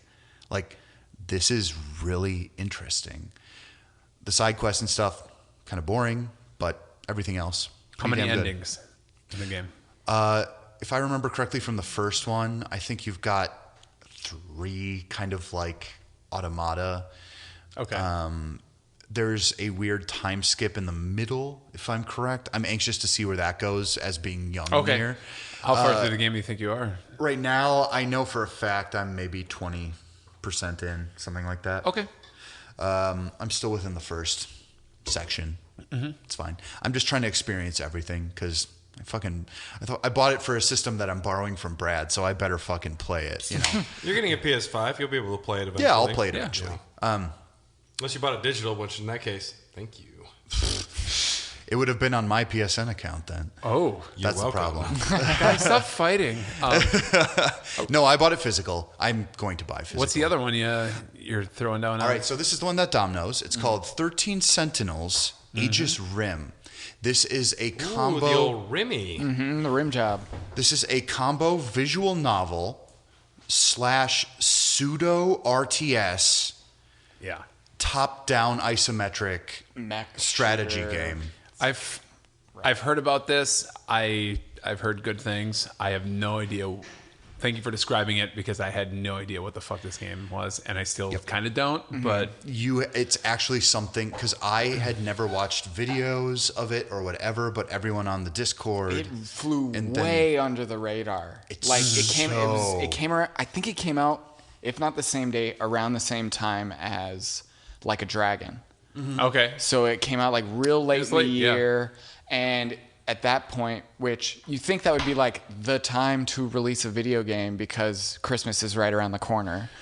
yeah, But for whatever reason, both Like a Dragon and Aegis Rim just flew under the radar. I think Aegis Rim sounds like a game that should come out in summer where there's not a lot going on. Well, and It could just plays get buried. midsummer Japan, so It kinda. Okay. It kinda does. So why is this game great? So now this is done by Vanillaware, the people who've done okay. Dragon's Crown, Odin's Yes. Sphere, a lot of other big boobs.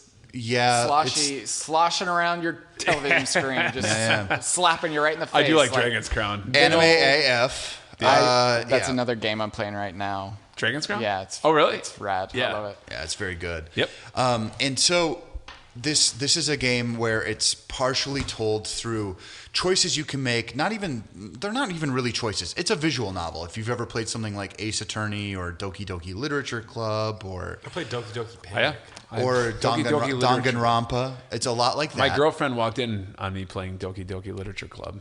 Oh yeah. Yep. Yeah. Who are you And- talking to? Who's this all bitch, of 'em. Monica? Yeah. I just remember there was a crazy jealous one, and then I like the brunette, but I think she was the evil one. They're all like brunettes. What are you fucking? No, one's got pink hair. Oh yeah, you're right. Yeah. I like the childhood friend one, but Anyway. she hangs herself. Sometimes I feel like I'm not nerdy enough to be around. you. Anyways, okay, enough about Doki Doki. A lot of the characters in this game have the fucking coolest Japanese names. Oh yeah, and also Well, okay. There's example. I actually- need an example of this. So the one that I love is she's this track star who, and I don't know where you're at in the game, but you're not going to reveal anything. To me. he's already watched 10 playthroughs. I've platinumed Smoking. I platinumed the fuck out of this game hard. I'm but getting there. Yeah. Her name is Natsuno Miname. That's pretty cool. Yeah. That's a palindrome. Yeah, it's fucking dope, right? I think it's cool. There's like Megami and There are a lot of references to manga authors actually in the names. Kentaro Miura, who recently passed away, the author in Berserk. There's a character in the game called Kensuke Miura. He's the one with the hat, the cool hat. And he kind of like the character actually kind of looks like Guts, the main character of it. I can't remember his actual name off the top of my head. So this game takes place somewhat through a visual novel where you kind of move in between each of these characters, and there will be sections though where you kind of like zoom out after you summon a robot to fight kaiju. And you're kind of seeing everything from a very pixelated, almost radar-like format. Is that the best way that you're actually going to like see it? And then everything is kind of half turn-based, almost to a point where you get a certain number of actions. It's kind of like D&D. And so like if you want to have like a missile spread, you choose missile spread, and you can hit a certain number of these. It's eventually like, it's pretty much aliens. Okay. But and then it splits in between that each and every time. And there's something really nice about the way that you also interact with the world around you. It's beautiful. It's almost like side scrolling. It's not static images. You're moving these characters and they're beautifully animated, and you're basically walking up to things, interacting with them, talking with them. It's very almost like an adventure game from like the 90s in that way. And I think they did that on purpose. And so you're also picking like dialogue options from a tree. And the more you interact with the world, the more options you have for conversation. It's brilliant, actually. It's highly engaging. You want to know what is amazing about this game? They started recording the voice acting in February of 2020. Got 1 month in and then had to all record from home. Oh. So none of them actually are interacting with one another. That makes sense, though. A lot of places don't do that. Yeah. The voice acting in this does not show that. Everyone fucking murders it. A lot of your like favorite Persona 5 voice actors are back. Troy Baker? I think Troy Baker's the girl who does Morgana in Persona 5 is actually a girl in this one, so I don't feel weird calling that character a girl, because it actually is. It's a fantastic game. If you haven't played it, check it out. Like, seriously. It's excellent. Yeah. Anyway, Kip, that was for you. Yeah, bud. I honestly, Kip, he sent me screenshots, and I was basically just like, yeah, fuck it. And then I went on Amazon, and I'm like, well, I might as well get Nier while I'm here. So, like, there we go. Wonderful. Well, fucking A. Yeah. I might actually have to check that one out. I'll lend it to you. Yeah. It's good. Interesting. Brad, you're open now. You just finished 8. You have time for something? I do, yes. I'm between games right now. You can play Donkey Kong Country for the Super Nintendo.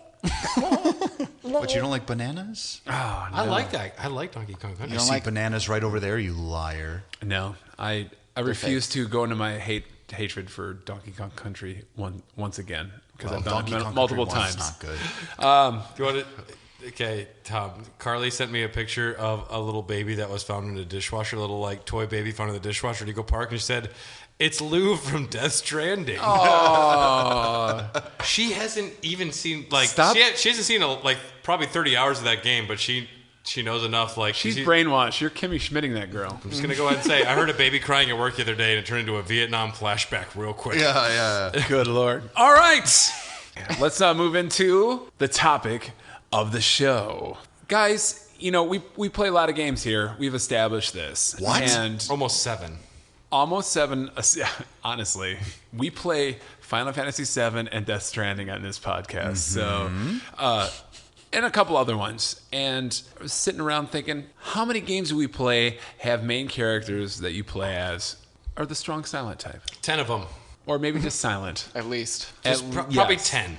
So I'm like, guys, we're going to come up with our top 10 list of our favorite silent protagonists in video gaming, and we're going to rank these fuckers.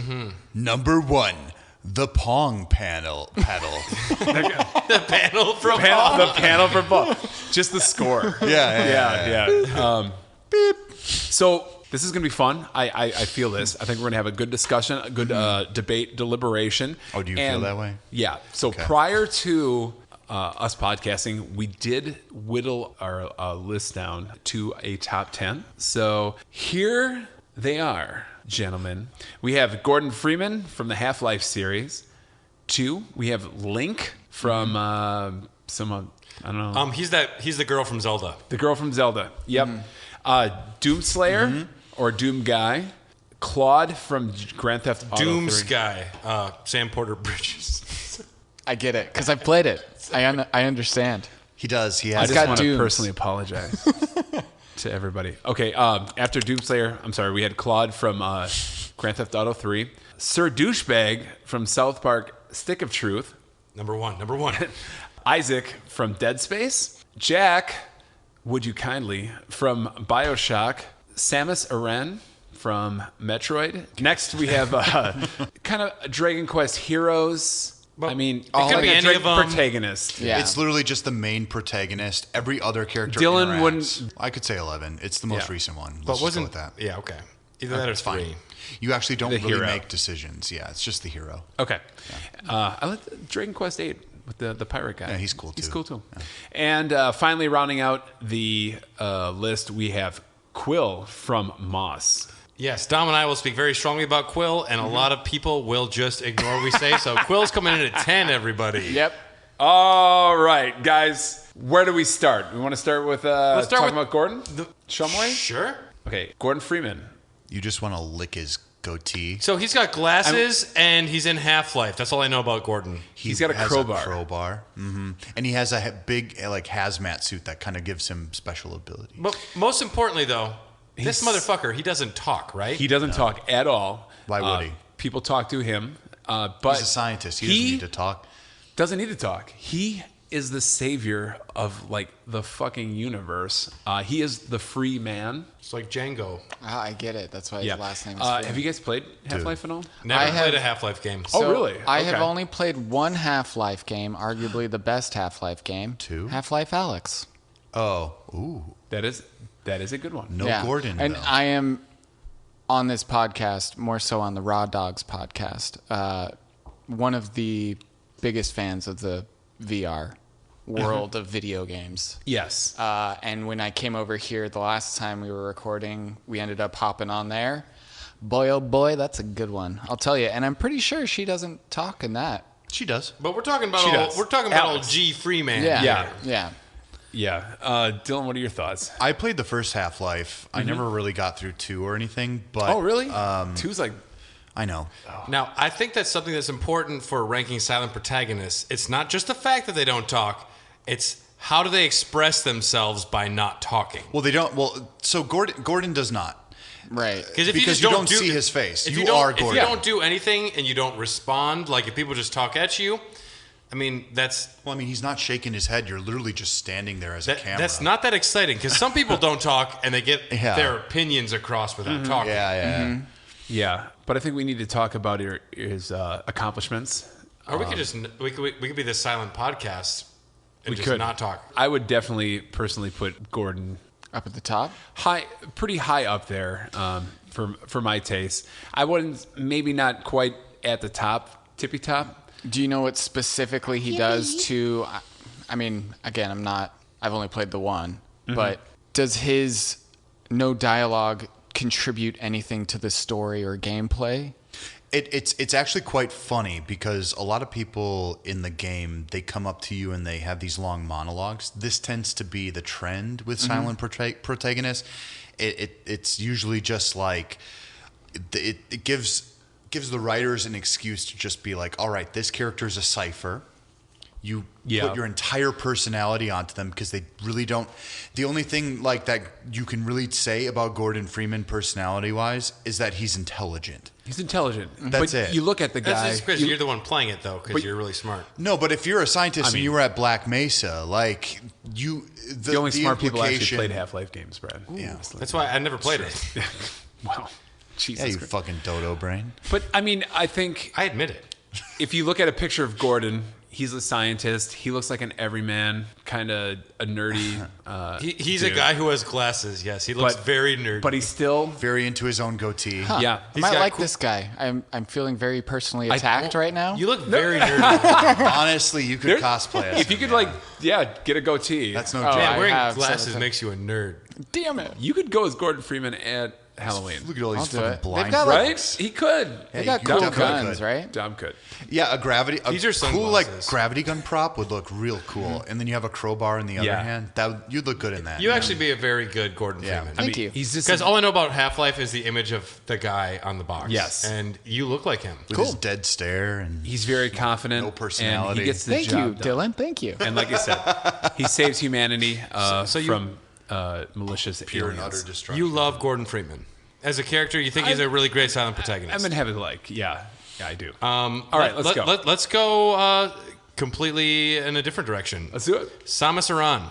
Ooh. Now, my wife. Now this will be a point that I'd like to make. She does technically talk. Well, and also, does She Samus does logs. Samus get talked to a lot? Yes. I mean, from most of the games I've played, she arrives on a planet. Yeah. And a lot of things she reads a lot, but I don't think a lot of people actually talk to her, and I don't think she doesn't talk back. Now almost ever. let me actually say that I wasn't thinking hard enough about this because I think she has to be excluded. In Metroid Fusion, she has monologues in elevators talking about her past. It's text, but she definitely she talks in other M, but which we the don't talk about. we could She be talks a we could lot. be referring to Samus from like Metroid, Super Metroid, or Metroid Yeah, Prime. that's true. Yeah. But even Prime, she really doesn't speak. So But also, is there a lot of characters speaking to her? in Prime, no, it's mostly exploratory. Yeah, but you Right. still have those games like Resident Evil where you Jill Resident Evil Sandwich. 7. There's a Jill Right, Sandwich. where you kill an enemy and you I'm go going to through allow this it just Ethan because talks it's a lot. Samus. Ethan talks a lot in Resident Evil 7. Right. Right. Well, that's what I'm saying. But she's he's gotta by be himself here. the entire time. Yeah, For but the most of her but he history, talks. I think doesn't. Right. I think that's the point. I think that's why she shouldn't be excluded. Okay. Well, no one talks to her. She doesn't talk. Right, but no one's talking to Ethan, and Yeah, he's they are. still The going Bakers- like, "Holy shit, that was the crazy!" Bakers talk Everyone to is him all the talking time. to Ethan. Oh yeah, He's everybody responding. everybody All talks the to time, constantly. He talks He's to himself. literally going, "What the fuck, Mia? God damn it!" He's literally interacting Yeah. with characters. Yeah, but when he's not around characters, is my point. He's still talking to himself. Yeah, but that's not silent protagonist. Crazy. anymore. That's Fucking what I'm asshole. saying. That's why I don't think we should exclude her for not okay. talking to people because she's not being like, talked. okay, I get the arguments for and against, or But against. the point I guess, would make, but- let's imagine Samus in a situation where she would have to talk a lot. Let's say she had to go into a bar and find out information about who's hiding the next Metroid, and imagine like a Star Wars Mos Eisley situation. What do you imagine? What do you imagine Samus doing I don't going like to this your bar? face Does either. she go up to the bar? Does she just like slam her hand down I'm and someone actually- slides a drink to her? Does she just like scan the bar, put her visor on? I could see that. Maybe she wouldn't talk really I at see all. her. I see her taking her visor off and literally doing a thing where she's got like a device that she And then she's slides in a across the swimsuit? table and it pops up with like a hologram. She's and like the she just kinda Mandalorian. goes like, and she taps the table, and then the bartender's like, yeah, I've I get got a the Mandalorian info." vibe for sure. Yeah, she would say barely anything and get her point across. Yeah. I mean, no one will deny that Samus is an ultimate badass. Yeah, Yeah, of course. yeah.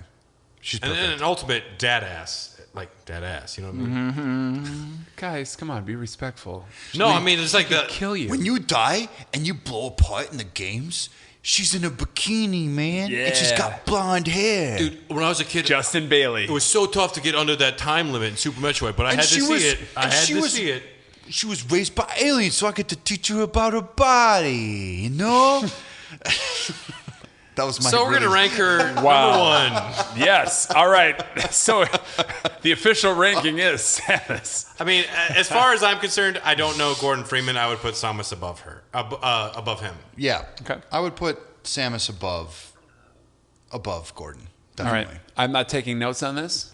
Ooh, Brad's doing Brad, it. you know, So, number 1, Samus. Number 2, Gordon Freeman. Who Gordon is Lightfoot. Who's number? next? Yeah, who's next on our Who's list? next? let's on the talk list. about. Let's talk about Isaac.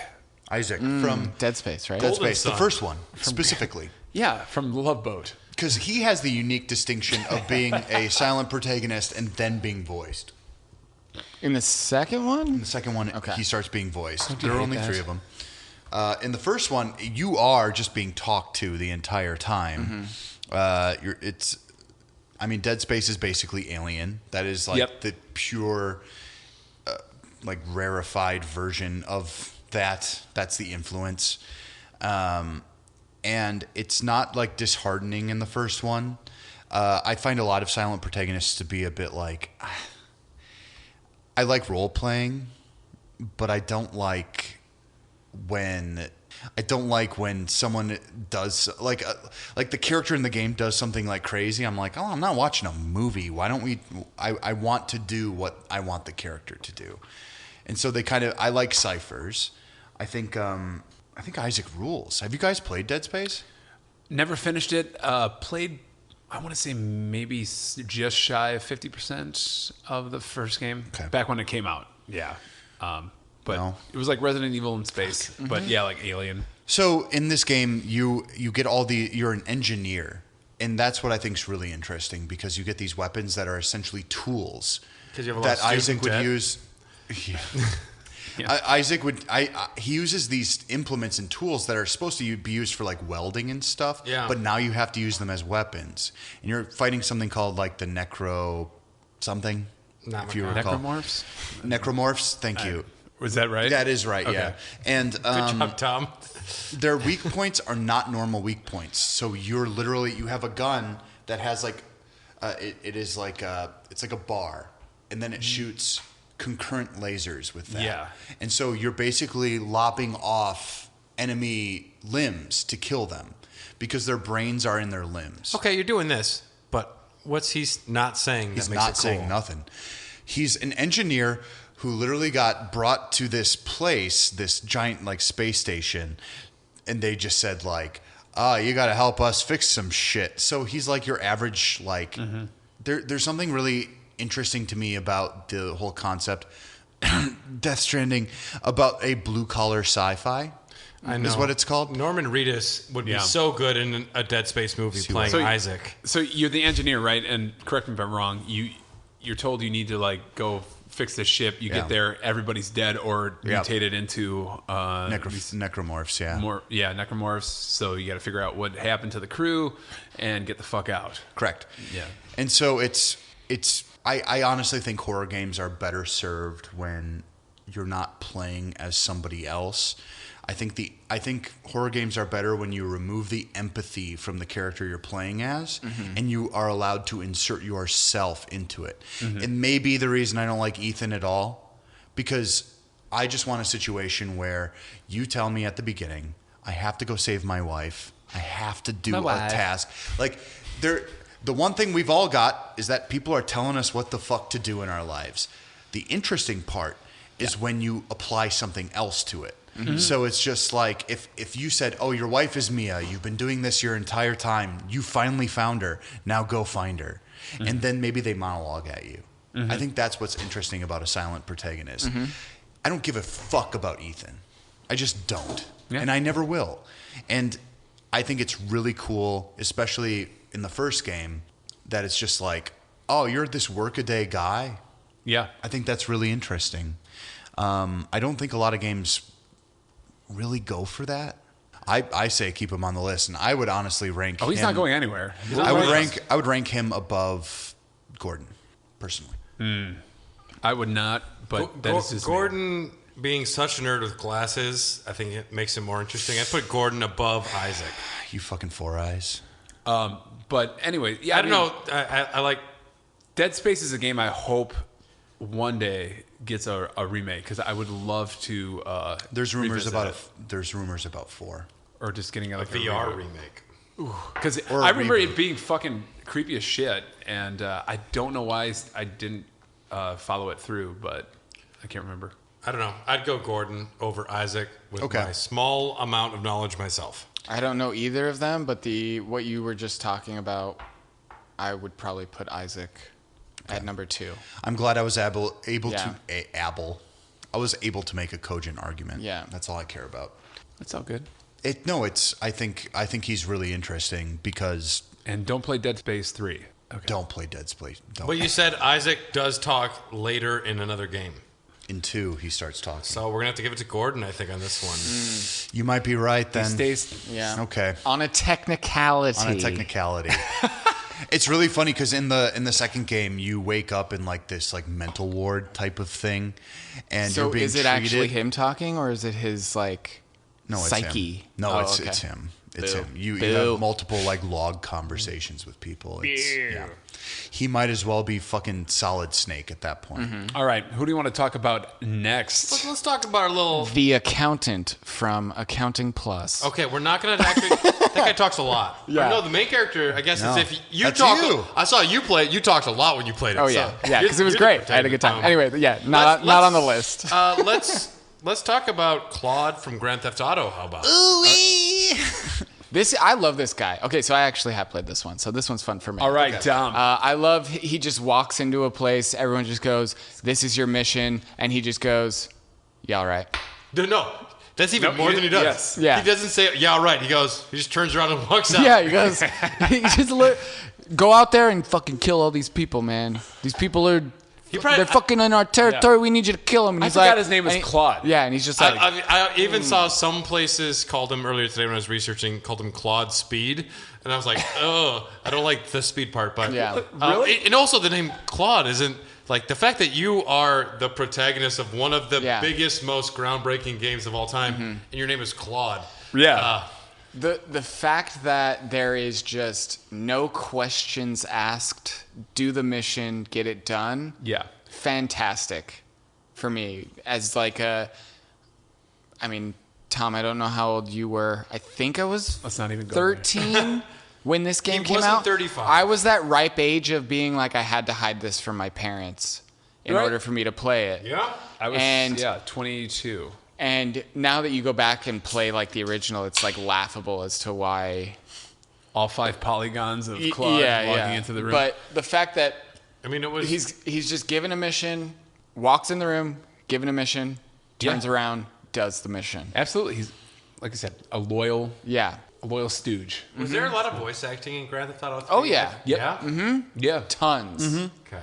And I remember that being like, oh, wow, everyone talks in this game except for me. I'll make a point into why he's not the most, like, badass. Grand Theft Auto Vice City is still my favorite Grand Theft Auto, despite, like, 5 being amazing and 4 is pretty good. But having Ray Liotta from Goodfellas... Yep. Chiantix. Yeah, having like that person just like fucking talking back was really great too. Grand Theft Auto 3 was good, but you need to have a character that also is like strongly defined to be a silent protagonist.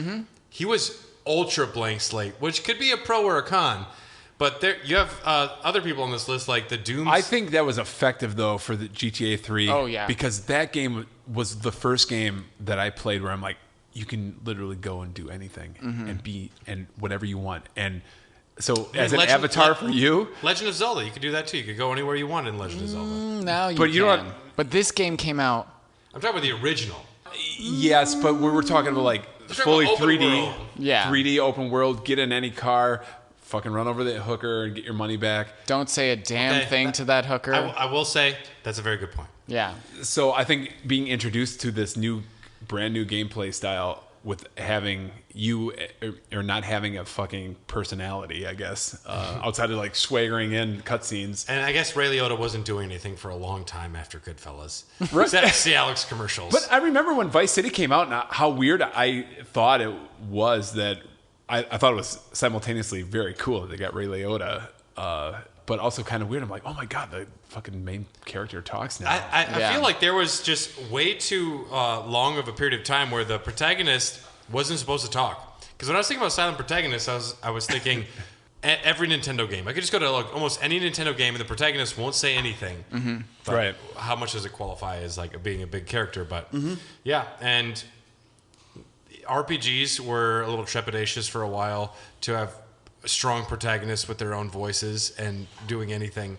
Right. It's how can they relate if the character's not completely silent? No, you want to be a badass. But Claude is a badass. And you can walk into any room Yep. and everyone immediately looks at you and goes, oh, fuck. It's like this guy knows what's up. It's like anyone who wanted to ever have like a Goodfellas power fantasy, like that was kind of a revelation at the time. But I'm saying Claude is a badass, but his style and his haircut, a lot of what's going on there doesn't work for me. Early 2000s. Right. Plus, you start the game in your orange jumpsuit. You had already gotten caught. Yeah, but you escaped.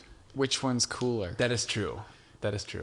Getting caught and Gordon Freeman escaping never is got much caught. cooler than He not just getting had the caught. orange jumpsuit. Yeah. Claude's awesome. I haven't played Grand Theft Auto 3 though in a long time, or Vice City. I'd like to go back and revisit them. I would like to revisit I them. would like to. I don't ever want to. I don't think they age poorly. I think they do. I think they do as well. I think 3 I actually did boot up, not maybe a couple years ago. Yeah, but I don't think I Rockstar did is too, good but- at game feel to begin with, and I think every single iteration they have on their games, I think they're making it a little bit more manageable. But I'm sorry, I like Red Dead Redemption 2, but that game, control-wise, it's a fucking mess. Right, but Red Dead Redemption 1 is still very replayable. Yeah. Mm-hmm. I think it's all based on what you're willing to tolerate. Most importantly, though, where are we going to put Claude? He's my favorite of who we've talked to so far, but that's obviously because it's one of the few on this list that I've actually played. Dylan? Lowest. Tom? Get him out of here. I could swap him between Isaac, or just leave him at 4. I would put him above Isaac, but I think he is not above Gordon. Okay. I'll agree with that. I'm cool with that too. Yeah. All right. Samus is number 1 still. Still upset that I'm not number 1. All right, let's talk about a character that will, Us. Let's talk about a character that's going to be at the very bottom of the list. Quill from Moss. Please. Yeah. Again, you. I don't ahead, know boys. why people hate this character. They don't hate the character. They don't know the character. Oh, well, okay. Yeah. Well, there you go. Please enlighten me, because so- I've never played Moss. Not only is this person, well, it's a mouse. Not only is this person a mouse. It might as well be a person. It Yeah. acts like a person. Like Ratatouille. No, it doesn't act like a person. It is a mouse. And even, so Quill is tasked with but this it's mission. anthropomorphized. It wields a sword. It's still It has a got metal mouse arm. proportions. It's in a forest, and it's got like a mouse scale. And you are interacting with other animals. You sizist. Well, you run into A deer? a giant frog character or a deer, but the frog talks to you, and the frog isn't like the lips aren't moving with what it's saying, but the frog is talking to the mouse. Sure. And Quill never talks back, but Quill is a silent protagonist who is tasked with the grandest mission to go to the castle to fight the giant snake bad guy, and it is the most like quintessential classic fantasy story. And Quill has so much character without talking. The fact that you can, and again, this is a VR game, the fact that you can stop playing the game, and there are games where you can, stop playing, and sometimes the devs will put in like a thing like somebody will start whistling or whatever. Sonic will tap his toes and Yeah, be all like, right. I'm going to fucking fuck your mom look. Yeah. Yeah, that's so Sonic. Quill will like whistle at you and then like wave and then like put her hand out and then you'll be like, oh, and then you can go give her a high five. I will say Fucking rad. one time we did a badass thing because you and Quill are kind of separate but the same. But Quill did a dance and went for a high five, and I missed the high five, and it was heartbreaking. Yeah. Because I wasn't ready. I was like, I didn't know you could high five all of a sudden, but you have to take the controller and actually like high five. She Bottom of reacts, the list. but she reacts to it. But she reacts to it, Yeah. and there's one point where Quill does the most epic badass action thing where she slides down this like zip line and like stabs a snake after this huge sequence. It's so cool, but then Quill does the regular thing, looks for high five, and you do it. Does another thing, looks for another high five, and you do it. And there's like 3 high fives. Yeah. Nice. And, Nice. If you haven't played Moss on VR, you won't get it because it's just a mouse. Isn't looks it like just a VR mouse. only? Yeah. Yes. Yeah. It's a mouse with a metal arm and a sword. I don't know what's cooler than that in a fantasy character, but What is it? Robert Jordan, Eat Your Heart Out. Wheel of Time, my butt. Or mouse guard or whatever it's called. Mouse card, yeah. Yeah. Stuart Little. I think Quill is a very That endearing cunt. character. You fall in love with her almost immediately. She's very sweet. Yeah. And the problem is most people won't know this character. Yeah. But So That's okay. That's okay. she's I don't high on know. my list. Obviously, I didn't have like a lot of input, and I walked in here and I said Quill, and Brad immediately went, "Yep, she's going on the list." I'll put her So- above Isaac based on your arguments. That's as far as I'm willing to go. I'll stand by that. That's fine with me too. I will also. So does that put her above Claude or below, Below Claude? Quad. You got it. Quado. By the way, we do drink beer on this podcast. I don't think we haven't like. Yeah, about it. Josh We isn't here, so Yes. we haven't Son of a been talking bitch. about it. But And I'm drinking sure you. Fishing for Fishies, an unlabeled beer from Drecker from 3 years ago. From 1840, Yeah. I drank another beer I forgot. And I'm drinking a pistachio cream ale from Indeed Brewing. Yeah. So during this last 2 hours, we have been all drinking and some good beers. Pretty good. Yeah. That Rogue Hazelnut. Velveteen Habit by I had one of those too. Oh, shit. Ale Asylum. It's okay. I don't think I'd had it before. Weirdly enough. I also had Where's Fishing the for hams, Fishies. buddy? I didn't No. bring the hams. You are turning over a new leaf. Yes. It's a brand new Dylan. Yeah, I'm not trying to get fucked up Holy here. shit. Son of a by bitch. not drinking hams. By that, yeah. I think you're doing all right. I mean, right now I'm drinking water. Yeah. Dylan, do you have a You're not couple second dates tomorrow? No, you son of a bitch. I think. Well, no. Please don't forget. Sorry. Please don't I forget. have yet to solidify them. Don't wait too long. Sorry. Wait long no, enough, it's but fine. don't wait That's too right. long. I didn't want to No, do. I won't. Just wait Sorry. like 10 years. I didn't want to derail the conversation. I just realized, you like, gotta be. I found Yeah. it really great. Okay, so once a month over. This is not podcast related, but there's a place. It's called the Ivy House, right over down on Barclay, I believe, and they do a bar once every Sunday or something like that, and they have live bands and all this other stuff. Yeah. and it's got this outdoor seating and stuff. Speaking I'm of like, silent fuck protagonists, yeah, that dude. we have another 5 to talk about. wow, Brad was burnt not in the into your sun. story, man. I'm into it. Jesus it. Christ. Wow. But, Tom, we got you another 30. Wait, Energy is fading. All right, who's next on the list? I think that Brad is about to tell us. I'm going to go ahead and say it's probably that guy Zelda from The Legend of Ooh. Zelda. Yeah. The boy Li- with the sword. What has he ever done? Not talked. That's true. He goes, yeah. Yeah.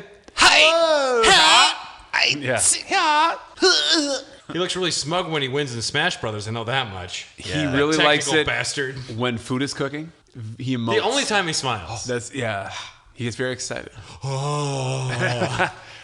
Yeah, Link. I mean, what can you say about the guy outside of he's very quiet? He's awkwardly quiet. Yeah. He is awkwardly quiet. He, Link, it's so good to see you. You're one of my favorite champions. It's been so long, and my mother loves you.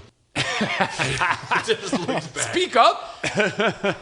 As like personality wise, very bland for me. Extremely bland. Link Yeah, is a very bland character. Yeah. Now hold on. Oh, Lay it on us, Uh-oh. Devil's Yeah, here we Advocate. go. Contrary opinion coming up. Ding. The reason that the Wind Waker is so good Okay, this is is- because you actually have a Link with motivations and actual thoughts. he watched Mr. He Holland's is Opus. silent. Yeah. Oh, Captain, my Captain. He actually emotes. Like you care. I cared about Link in Wind Waker as a character. I didn't see him as a cipher anymore. It's because he reacts to things, and you understand inherently that he's like a 13-year-old boy, and all he wants to do is fucking save his sister. And the way he interacts with the world around him, none of the other Links do that. Sometimes you'll get like Yeah. But even in Breath in the Wild, when you have those flashbacks, I'm like, what's the point of even doing this if you're not going to give him a Yeah. character? Zelda's laying her heart out on some Yeah. scenes. Like, She's got a Link's full on just boner like, for him. I'm worried about what my father thinks, and this is terrible. And Link's like, Yes. just sitting there, milk toast, blind behind the eyes. Link he's silent. He is a silent protagonist. He is. I think he's also incredibly not interesting, but very fun to play as. If it were now, listen. If we were gonna rank them, I would specifically say Wind Waker Link is high. Toon Link is high, but the problem is there's too many iterations of him. I think most Links. Twilight Princess Link has a bit of personality. If we're doing this, now are if we it's doing one it of for Gamelon Samus Link, as well, he's like, though? whoa, princess. Now, like that's really good. It's also the TV show. Yes. Oh, whatever. Clearly, I've seen him. Excuse me, princess. I mean, this they is the tried list. to make him Han Solo. I mean, Link has to be on the list, right? Yeah, of course. He's going to be, But I'd put him below Isaac myself. I would too, just based. Wow. If it were literally up to me, if Wind Waker Link was a part of this, he would be like number 1 or 2 for me. he's a hero of time. But Link is The hero- But Link doesn't In have a Ocarina lot of Time, does he do anything? His character is incredibly weak, though. Like There's nothing going on. There's not like a moment like Yeah. We're He gonna fucking talk straight up made out with Zelda in Zelda 2, The Adventure of Link. Wait, did they make out? How? Behind the curtain. It was through pixels. Yeah. And you masturbated to this, Thomas? You should watch Boundary Break on YouTube. Is where that- they go behind the curtain? Note. Tom did not say no to the masturbation question. I was about to say, is that what it's called on Pornhub? The video of you Did you doing that? masturbate? Just check out this YouTube video. At that, I was masturbating all the time. Like, I get to the Return of Ganon fucking screen and just hear like the Ganon like. Just Tom's fucking like shooting Tom came one. everywhere. Just everywhere. Keep it in. I'd put Link so far at the bottom of our list. Link I agree with doesn't that. deserve to be. He doesn't deserve to be last, though. Well, we're not done yet. We're not done Okay. yet, but I do. Yeah, I would probably agree with that. And prior to this conversation, I probably would have thought he would chart a little higher, but you convinced me. Yeah. But I do believe that Toon Link, just by nature of his design, being the animated, Actual, expressions. super expressive. Yeah. Average Link, though, I think is super bland of the 58 titles that have come Well, out. do you guys remember in Link to the Past where he literally He rides a motorcycle in Breath of the Wild. It's true.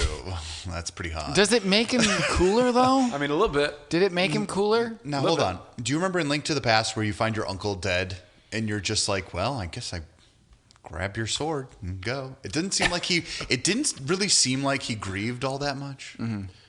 like Speaking that. of bland He's a characters, let's sociopath. talk about Dragon Quest.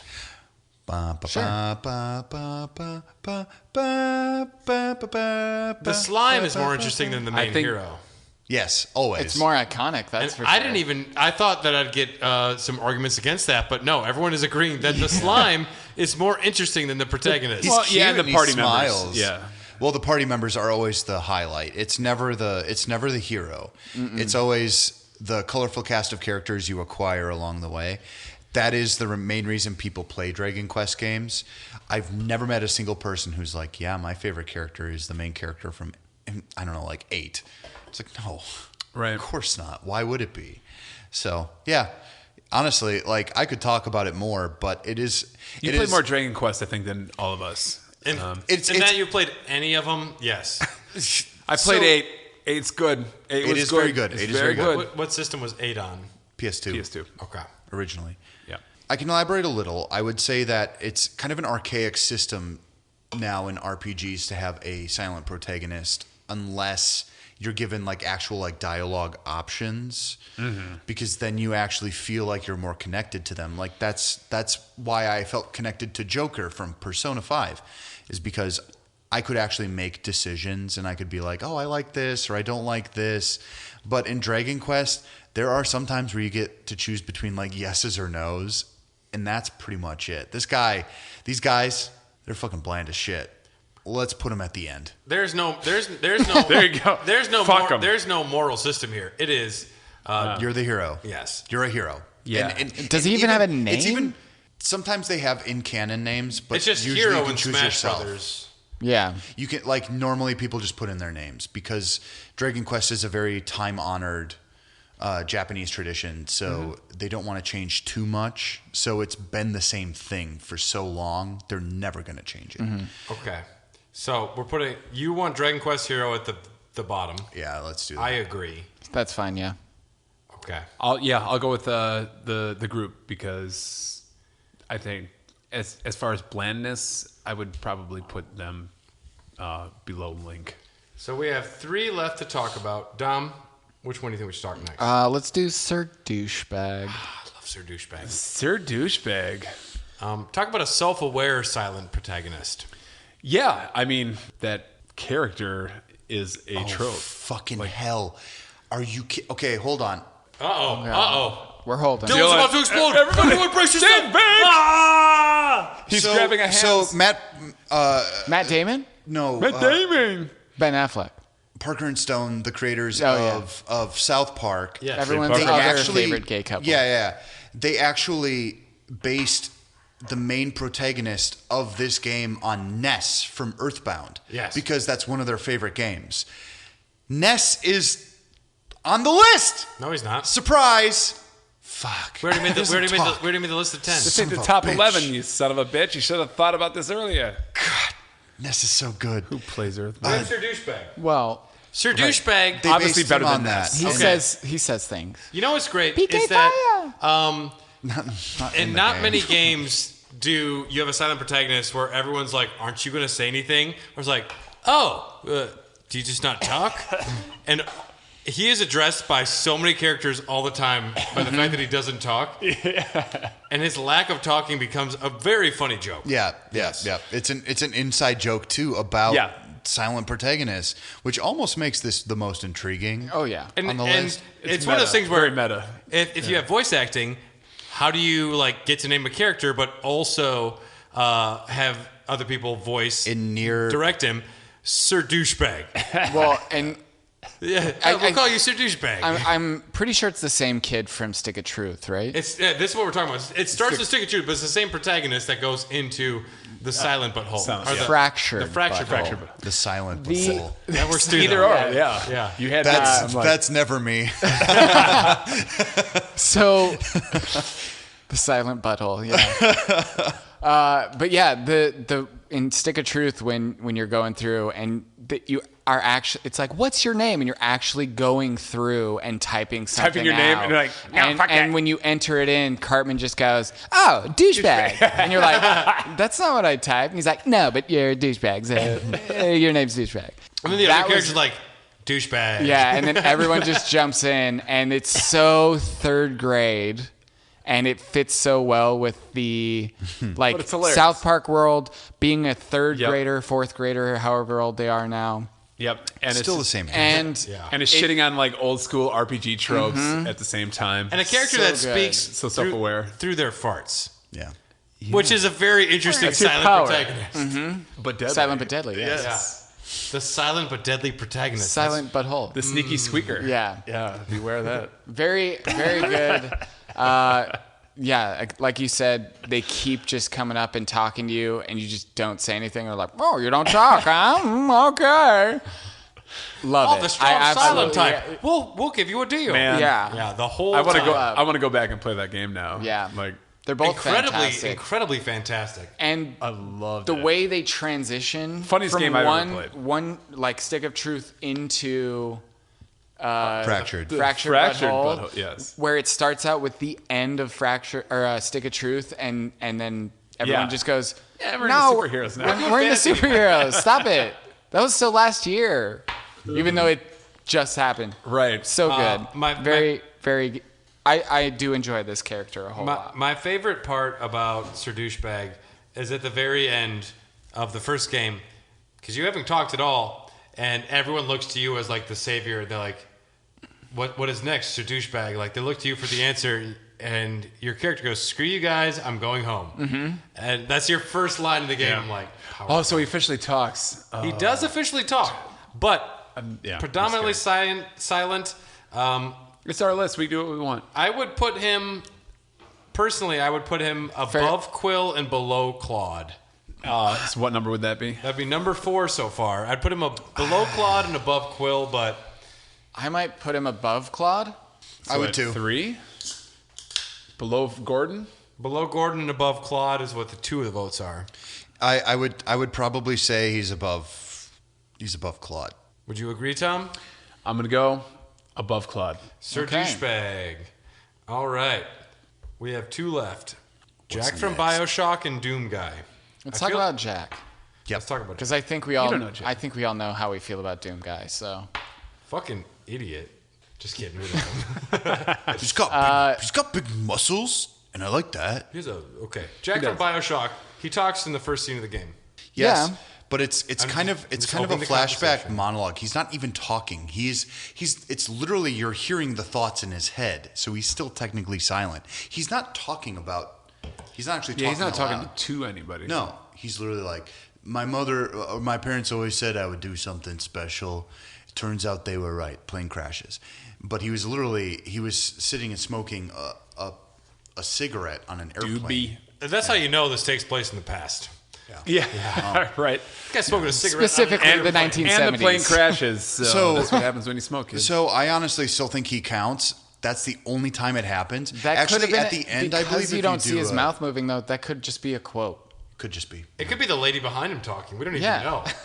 The other lady smoking a cigar. It turns out my mother was right. The lady from Beetlejuice. Well, the game. It's Gilbert Gottfried behind him just smoking. Why are you all doing this? I'm the parrot from Aladdin. Fucking cigarette. Yeah. Yours is pretty good, Tom. Yeah, I'm working on it. Well, he's been listening to a lot. I listened to hours of that man. What about Raw Dogs? Like I said, hours of that man. Hours of Gilbert Gottfried. Hours of Death Stranding. No, I honestly think he's the most interesting because the conceit of the game ends up being about the fact that you're kind of silent and that you as the player, you put yourself into this person that you think just could have been like, it's playing with the idea of video game tropes in a way that never happened beforehand. And when that twist actually happens, Jesus fucking Christ. When I was 17 at the time, and I was just like, damn, dude, this is my Fight Club. Look at this shit. I got Tyler Durden, motherfucker. Yeah. And Are you talking about the Thank You Kindly twist? Mm-hmm. Yeah. I Where saw it's it revealed that you're come in basically that way, a genetic copy of Would you Fontaine. What did I say? Would you kind? Thank you kindly. Thank you kindly. Yeah, I did say that. You're so nice. It's me, Atlas. I'm such a nice man. Would you kindly tickle my balls? Had I not played, here's my old card. Had I not played System Shock 2, I played that one later. Yeah, spiritual successor to. Are they doing a remake of that? Supposedly, I think a reboot or some shit. I don't know. That would got actually closed down or. Well, that would actually be interesting because System Shock 2, especially, I played it about 2 years back, and it was on sale, and I actually played through it, and I was like, oh shit, everything from BioShock is in here, but BioShock is still more fun. System Shock is more sci-fi, so you have to deal with a lot more systems. Yeah, and creepy. The graphics are kind of old now, but it still looks good. Out of all these characters, Jack actually has, I think, the most or player-guided morality system as well, with the little sisters, whether or not you choose to harvest them. So or technically, I had looked this up. You can harvest 2, no more. Mm-hmm. To get the good ending? To get the good ending. Okay. Yeah. So I'm gonna be pretty. It's I'll be really not a good, choice. but not like perfect. Mm-hmm. Right. Well, right. They're kind of giving It's you the just leeway to it's be just like two little kids. They're giving you the leeway to be like, do I want to suck the soul out of a little girl? I wish that game punished you harder. I wish that if you chose to save a kid, it made the game incredibly difficult. Yeah. And it doesn't. It makes it just like, it's not that bad. Well, they reward you for the funniest doing that. thing. And they do wind up rewarding you, but like I wish that they actively punished you for saving a child. That would be way more interesting morality wise. Well, what it ends up being is delayed gratification. So if you save 3 little sisters in a row, eventually a little sister will show up with a present that contains that's a what lot I'm of saying. They atoms. reward you for it. Yeah, take it away. Take it away. In my opinion. But if you didn't know it the first time you played it, I think this is one of those games where the first time you play it is maybe the most important playthrough, obviously. Mm-hmm. But I think that's because the reward system isn't inherent until you like break it a little bit. I would much prefer if morality systems in games punish you for making the right decision. Yeah. Mass Effect, you get rewarded across the board for being a good person. Yeah. If making the tough decision Like made killed everyone other characters or something. hated you or like killed other characters, that'd be way more interesting. Mm-hmm. Because it's something that I love in the Song of Ice and Fire books is anytime a character makes an the right altruistic decision. moral decision, they get punished immediately. That's what happened in the Red Wedding. That's happened to Jamie. He saves a woman from getting raped. His arm gets cut off immediately. Jamie Bone. Is he okay? Is he okay? Jamie why? Bonister. Jamie Bonister. Oh my god. Jamie Bonister. That's really good. That's what I'm gonna call him. But yeah, The Golden Fist. Yeah, I do like the concept of Jack. I think he's really high on my list. If only because of his relationship to Atlas, and then his also relationship to the player. So they don't do a good job of explaining it, but essentially what he is he's an atom-induced clone of Fontaine. Does him being a silent character make the game better? Yes, absolutely. As far as taking in that rapture, I think if he were to just be like talking and going through rooms like, oh my god, look at all this water. Imagine if it was voiced by Tom Cruise, like, wow. Yeah, I don't think it would have Like been. when a splicer goes Ryan by, he doesn't Reynolds. go, whoa, that's crazy. I think Ryan that would- Reynolds as Jack from BioShock would not be good. Yeah, I think that would have taken away from just experiencing that the atmosphere, the atmosphere vibe. of that world. Yeah. I honestly think he's the top of my list. I'm going to put that out there. I would put him... I want to go that far. I would put him below Sir Douchebag, but above Claude myself. I was thinking 3. So above Sir Douchebag or below? Probably below. To me, he's probably my number one. So Yeah, I put him I think mechanically, I think he's the most sound of the silent protagonists, where his silence makes complete sense and you are lulled into it. So it's almost as if it's kind of more artistically pure. It's more it's more like this was intentional from the get-go. This wasn't just us fulfilling something that we had to do. I think that he is the perfect silent protagonist because of, like the entire game itself. Just makes sense. Tom, what do you think? Torm? Oh boy! Wow, make some good points there, D-man. Just knock it off, okay? This is tough because BB-28's name is Louis. Okay, you're putting him below douchebag? Below Douchebag and above Claude is what Dom and I were saying. Would you put him above douche? You're thinking above douche, aren't you? I'm thinking I'm having a tie in my mind between douche and Jack. Isn't this a funny conversation we're just having? Jacking and douching? We'll put him below douche. Hot, too. I really respect the meta of douche. Okay. Same. Damn. Well, let's talk about the fucking elephant in the room. Doom Guy. Okay. Okay, Slayer. there's one defining moment in the Doom Guy saga for me. Now, you can talk about the early Doom games, and they're The amazing. 2016 one where he... But I mean, the early Doom ones, like games, they're great. He doesn't talk, whatever. In Doom 2016, there are two specific. There are probably 10 specific moments. Can I guess one of them? Please. The at the beginning when they try to do the tutorial and you just reach out and rip off the intercom or whatever, and or just punch it. toss it away. First, we need to talk to you about stuff. He takes like the panel and rips it off the screen and like throws slams it down on the ground. Yeah. And like the heavy metal music starts kicking. Yes. Because you don't need a tutorial. You're the Doom Guy. You just but the Doom fucking Guy is shoot. doing what you have silently wished every main character in a video game would do forever. Is take the tutorial guy and fucking like rip it in half and throw it on the ground. Because we are adults and we are gamers and we don't need to have our hands held through a fucking tutorial. We know how to fucking push down on a trigger. We've done it before. Right. Yeah. We're Americans. If you can go to this terminal. Oh, damn! He's like, I understand. Go to the X. I don't need you to fucking explain it to me. And then there's a mini map in your corner, and on the mini map it shows you north, south, east, and west. That was almost the best Jesse Ventura I've ever heard you do. And there's another point. Thank you, Tom. You gotta just hit it. There's another point where you like reclaim this like material from, I forget the whole story, but you finally get a hold of this material. Yeah. And the guy's like, no matter what you do, don't hit that button. Like, we need this. It is going to save the planet. And you just fucking slam the button as hard as you can. He's like, you have no idea what you've just done. It's like,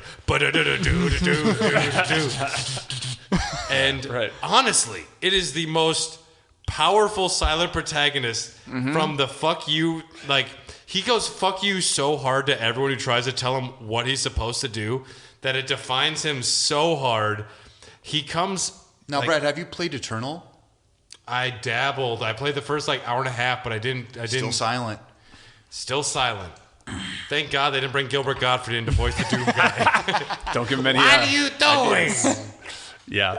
Fuck off. I don't know. For me personally, the Doom guy is... As the most expressive silent protagonist, I think, on the list.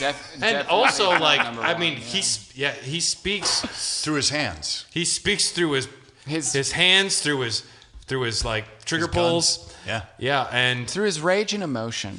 Yeah. Honestly, you made a really compelling argument. I'm going to say he might be my number one. He's number one. He's number one for me. He's number one Yeah, for he's my me. number one. Okay. That's why I didn't pick him when you asked me to pick one. I was like, thinking I about know Doom we're guy. all I was going to just- talk about it. When so. I made my list, I was like, I just got to bring something different to the table because I don't want it to all be the same thing. However, I do think Doom Guy is number one. I mean, There were a lot of fantasy. honorable mentions on my list that didn't make this cut at all. Yeah. Can you put some Enya over this when we say them, Tom? Or do you want the Lord of the Rings? Who can say that you love me? That one, whatever she's saying Right. in that shit. That was Celine Dion. Go on. What's the Lord of the Rings song? Isn't she on the? Oh, No, she is. What's it go? Yeah, she I is. don't know. On the horizon. Frodo. It's good. Right. I'll follow you anywhere, Mr. Frodo. Potatoes. Yes. So before we do honorable mentions, what is our final list there, Brad? We have You want to go ranked- top to bottom or bottom to top? bottom to top. Yeah. Number 10, we have Dragon Quest Hero. Oh, wow. Okay. Coming in at number 9. Like and subscribe, Raid Shadow Legends. We have Link. Oh, wow. Okay. Very controversial. Number I just love the gameplay, and you want to know what? It's mostly free. Her name is Zelda. Number 8, we have Isaac from Dead Space. Yeah, Isaac. Yay. All right. Number 7, a little character no one's ever heard of, Quill from Mars. Cool. Cool. I'll have to check that game out someday. Dude, it's good. Someday. Number 6, Claude Speed from Grand Theft Auto. Cool. Not related to Tom Cruise. Or Keanu Reeves. Claude the Rod. Either of them, really. Number 5, surprisingly, Jack from Bioshock. Yes. Lower than I would have thought.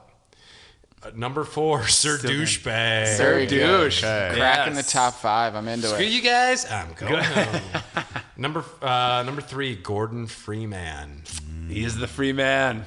Yes. Number 2, Play Half-Life, you fucking degenerates. Samus Aran. Perfect. Samus. Cool. Beautiful. Or Samus, depending on your pronunciation. Samus. I'm always a Samus guy. Yeah. Yeah. I always They go. never- It's like Samus Aran. I always. actually, I in say. Metroid Other End, they say Samus. Well, I say Yep. Samu, like Albert Camus. So I say Samu Aran. You're giving a lot of credit to. Star Wars. Camus is French, so she was raised by alien birds. French people. There's French alien birds though, too. With that being said, The hello ostrich. everybody in Europe that's listening. Geese might be. To our United Kingdom listeners, good eye, mate. God, And number 1, we Now got number 97 in the UK. number 1, the fucking Doom Slayer. Yes. Oh, yeah. I mean, Put that Rob Zombie on, guys, because we're slaying. It's right. Nice. This is a great lineup and a great ranking, guys. I think this is definitive. I don't think anyone's ever going to have a problem with this because if they did, I'm sure they'd let us know at hairthedogcast@gmail.com. Not that they would because this is, like I said, the perfect list. Or I'm sure on Twitter. And cue Vitamin C's graduation, because we have a few honorable mentions. Congratulations. As we go. We have Jacket from Hotline Miami, Crash Bandicoot. Oh, beautiful. Lester Knight, Chaikin from Out of This World. I don't even know who the fuck that is. Oh, yeah. Okay, he's pretty silent. The Knight from Hollow Knight. Yep. And, of course, Kurt from the MDK series. Okay. All right. And I'd like to throw Astrobot on there. He has some sick moves. Yeah. Yeah. He's got some dope. We don't know if he breakdance can moves. talk, though. We don't because he's the silent protagonist. Good job, guys. Yeah. We came together. The next list will be what protagonist talks too much. Titus from Final Fantasy X. We did the worst mascots, and I think we covered a bunch of those. Sometimes I have a lot of feelings. Yeah. Don't ever drink water from Jerry Garcia's house. Oh, is this Gex Gex? enters the Oh, gecko. Gex. Yeah, Gex would be on that list of protagonists that talk too much. Him and Bubsy vying it out for number one. Wild Woody! Wild Woody doesn't talk enough, is what you mean to say. Oh, yes. All right, do you agree? Do you disagree with our choices? Let us know. Like I said, I don't care. I'm not. This isn't for you. Oh. We know how you feel. You don't care. But for everyone else, thank you for listening. But yeah, please let us know how he would rank Just know that our top we 10. don't. Or if you have others that should have been on the list that you think we totally missed and we're dumb for not including, let us know. hairthedogcast@gmail.com. We got a Patreon. You know, if you want to keep the Dogcast train rolling and help support us, go to patreon.com/hairthedogcast. Lots of tears. Dylan loves it when you do that. Brad is okay with it. Dom, I don't know if you really care or not, but there you go. I mean, you're never going to be Yeah. able. You're never going to be able to hurt me, even if you try. So I know how to. If you hit enough of a tier, like if you do the $200 range, I'll punch Dylan. You can hurt Dylan for paying up. honestly, I'd let him. Yeah. It's fine. Yeah. All right. And if you are hearing this the day it comes out, the free feeds, then hurry up and get to Instagram and vote in our final for the character battle. Yes. And if you got here late, I'm sorry. You're just going to have to deal with it and maybe Yeah. vote We'll be next back year. next Yeah, year, and Mario probably won. Yeah. All right. So what? Twitter us at Hot Dogcast and look at us at Hair of the Dogcast on Instagram. Be our friends at Facebook. Dom, thank you very much for being here. Of course. Always Thanks a for pleasure, having man. me. Yeah, good times. And if you want to listen to the cool podcast, we're doing Raw Dogs next week, a week from today. Yeah. It'll be Death Stranding. It'll be extremely exciting. Tom won't be there to rain all over the parade with his Timefall tears. I'm sorry. Next time, guys. He pees all over our parade Mushrooms. with Timefall. Death Stranding 2. Electric Boogaloo. Boogaloo. Yeah. I'm fragile, but not boogaloo. You want to know what? You want to know what? Tom is the BT in the room. A big turd. The Big Tom. Oh, you guys. That's good. That's good. Thank you. All right, from all of us here at Hair of the Dogcast, thank you very much. We've got a couple episodes left before we adjourn for the summer season, but don't you worry, we have a lot of fun summer content coming your way. We're going to summer camp. Yeah! Probably better than our normal content, so Guys, I've been listening. It's Just pretty good. join my OnlyFans. I'm gonna be so bored. All right, from all of us here, thank you very much, and stay strong, stay silent. What? No. Death, talking Death Stranding. Death Stranding. It's because we had an episode about silent protagonists. Final I Fantasy get VII. it. Yeah, but I also think like that's like the worst thing you can do. Whisper, Kingdom Hearts. Oh my God. All right, see you guys later. Bye. Would you kindly listen next week?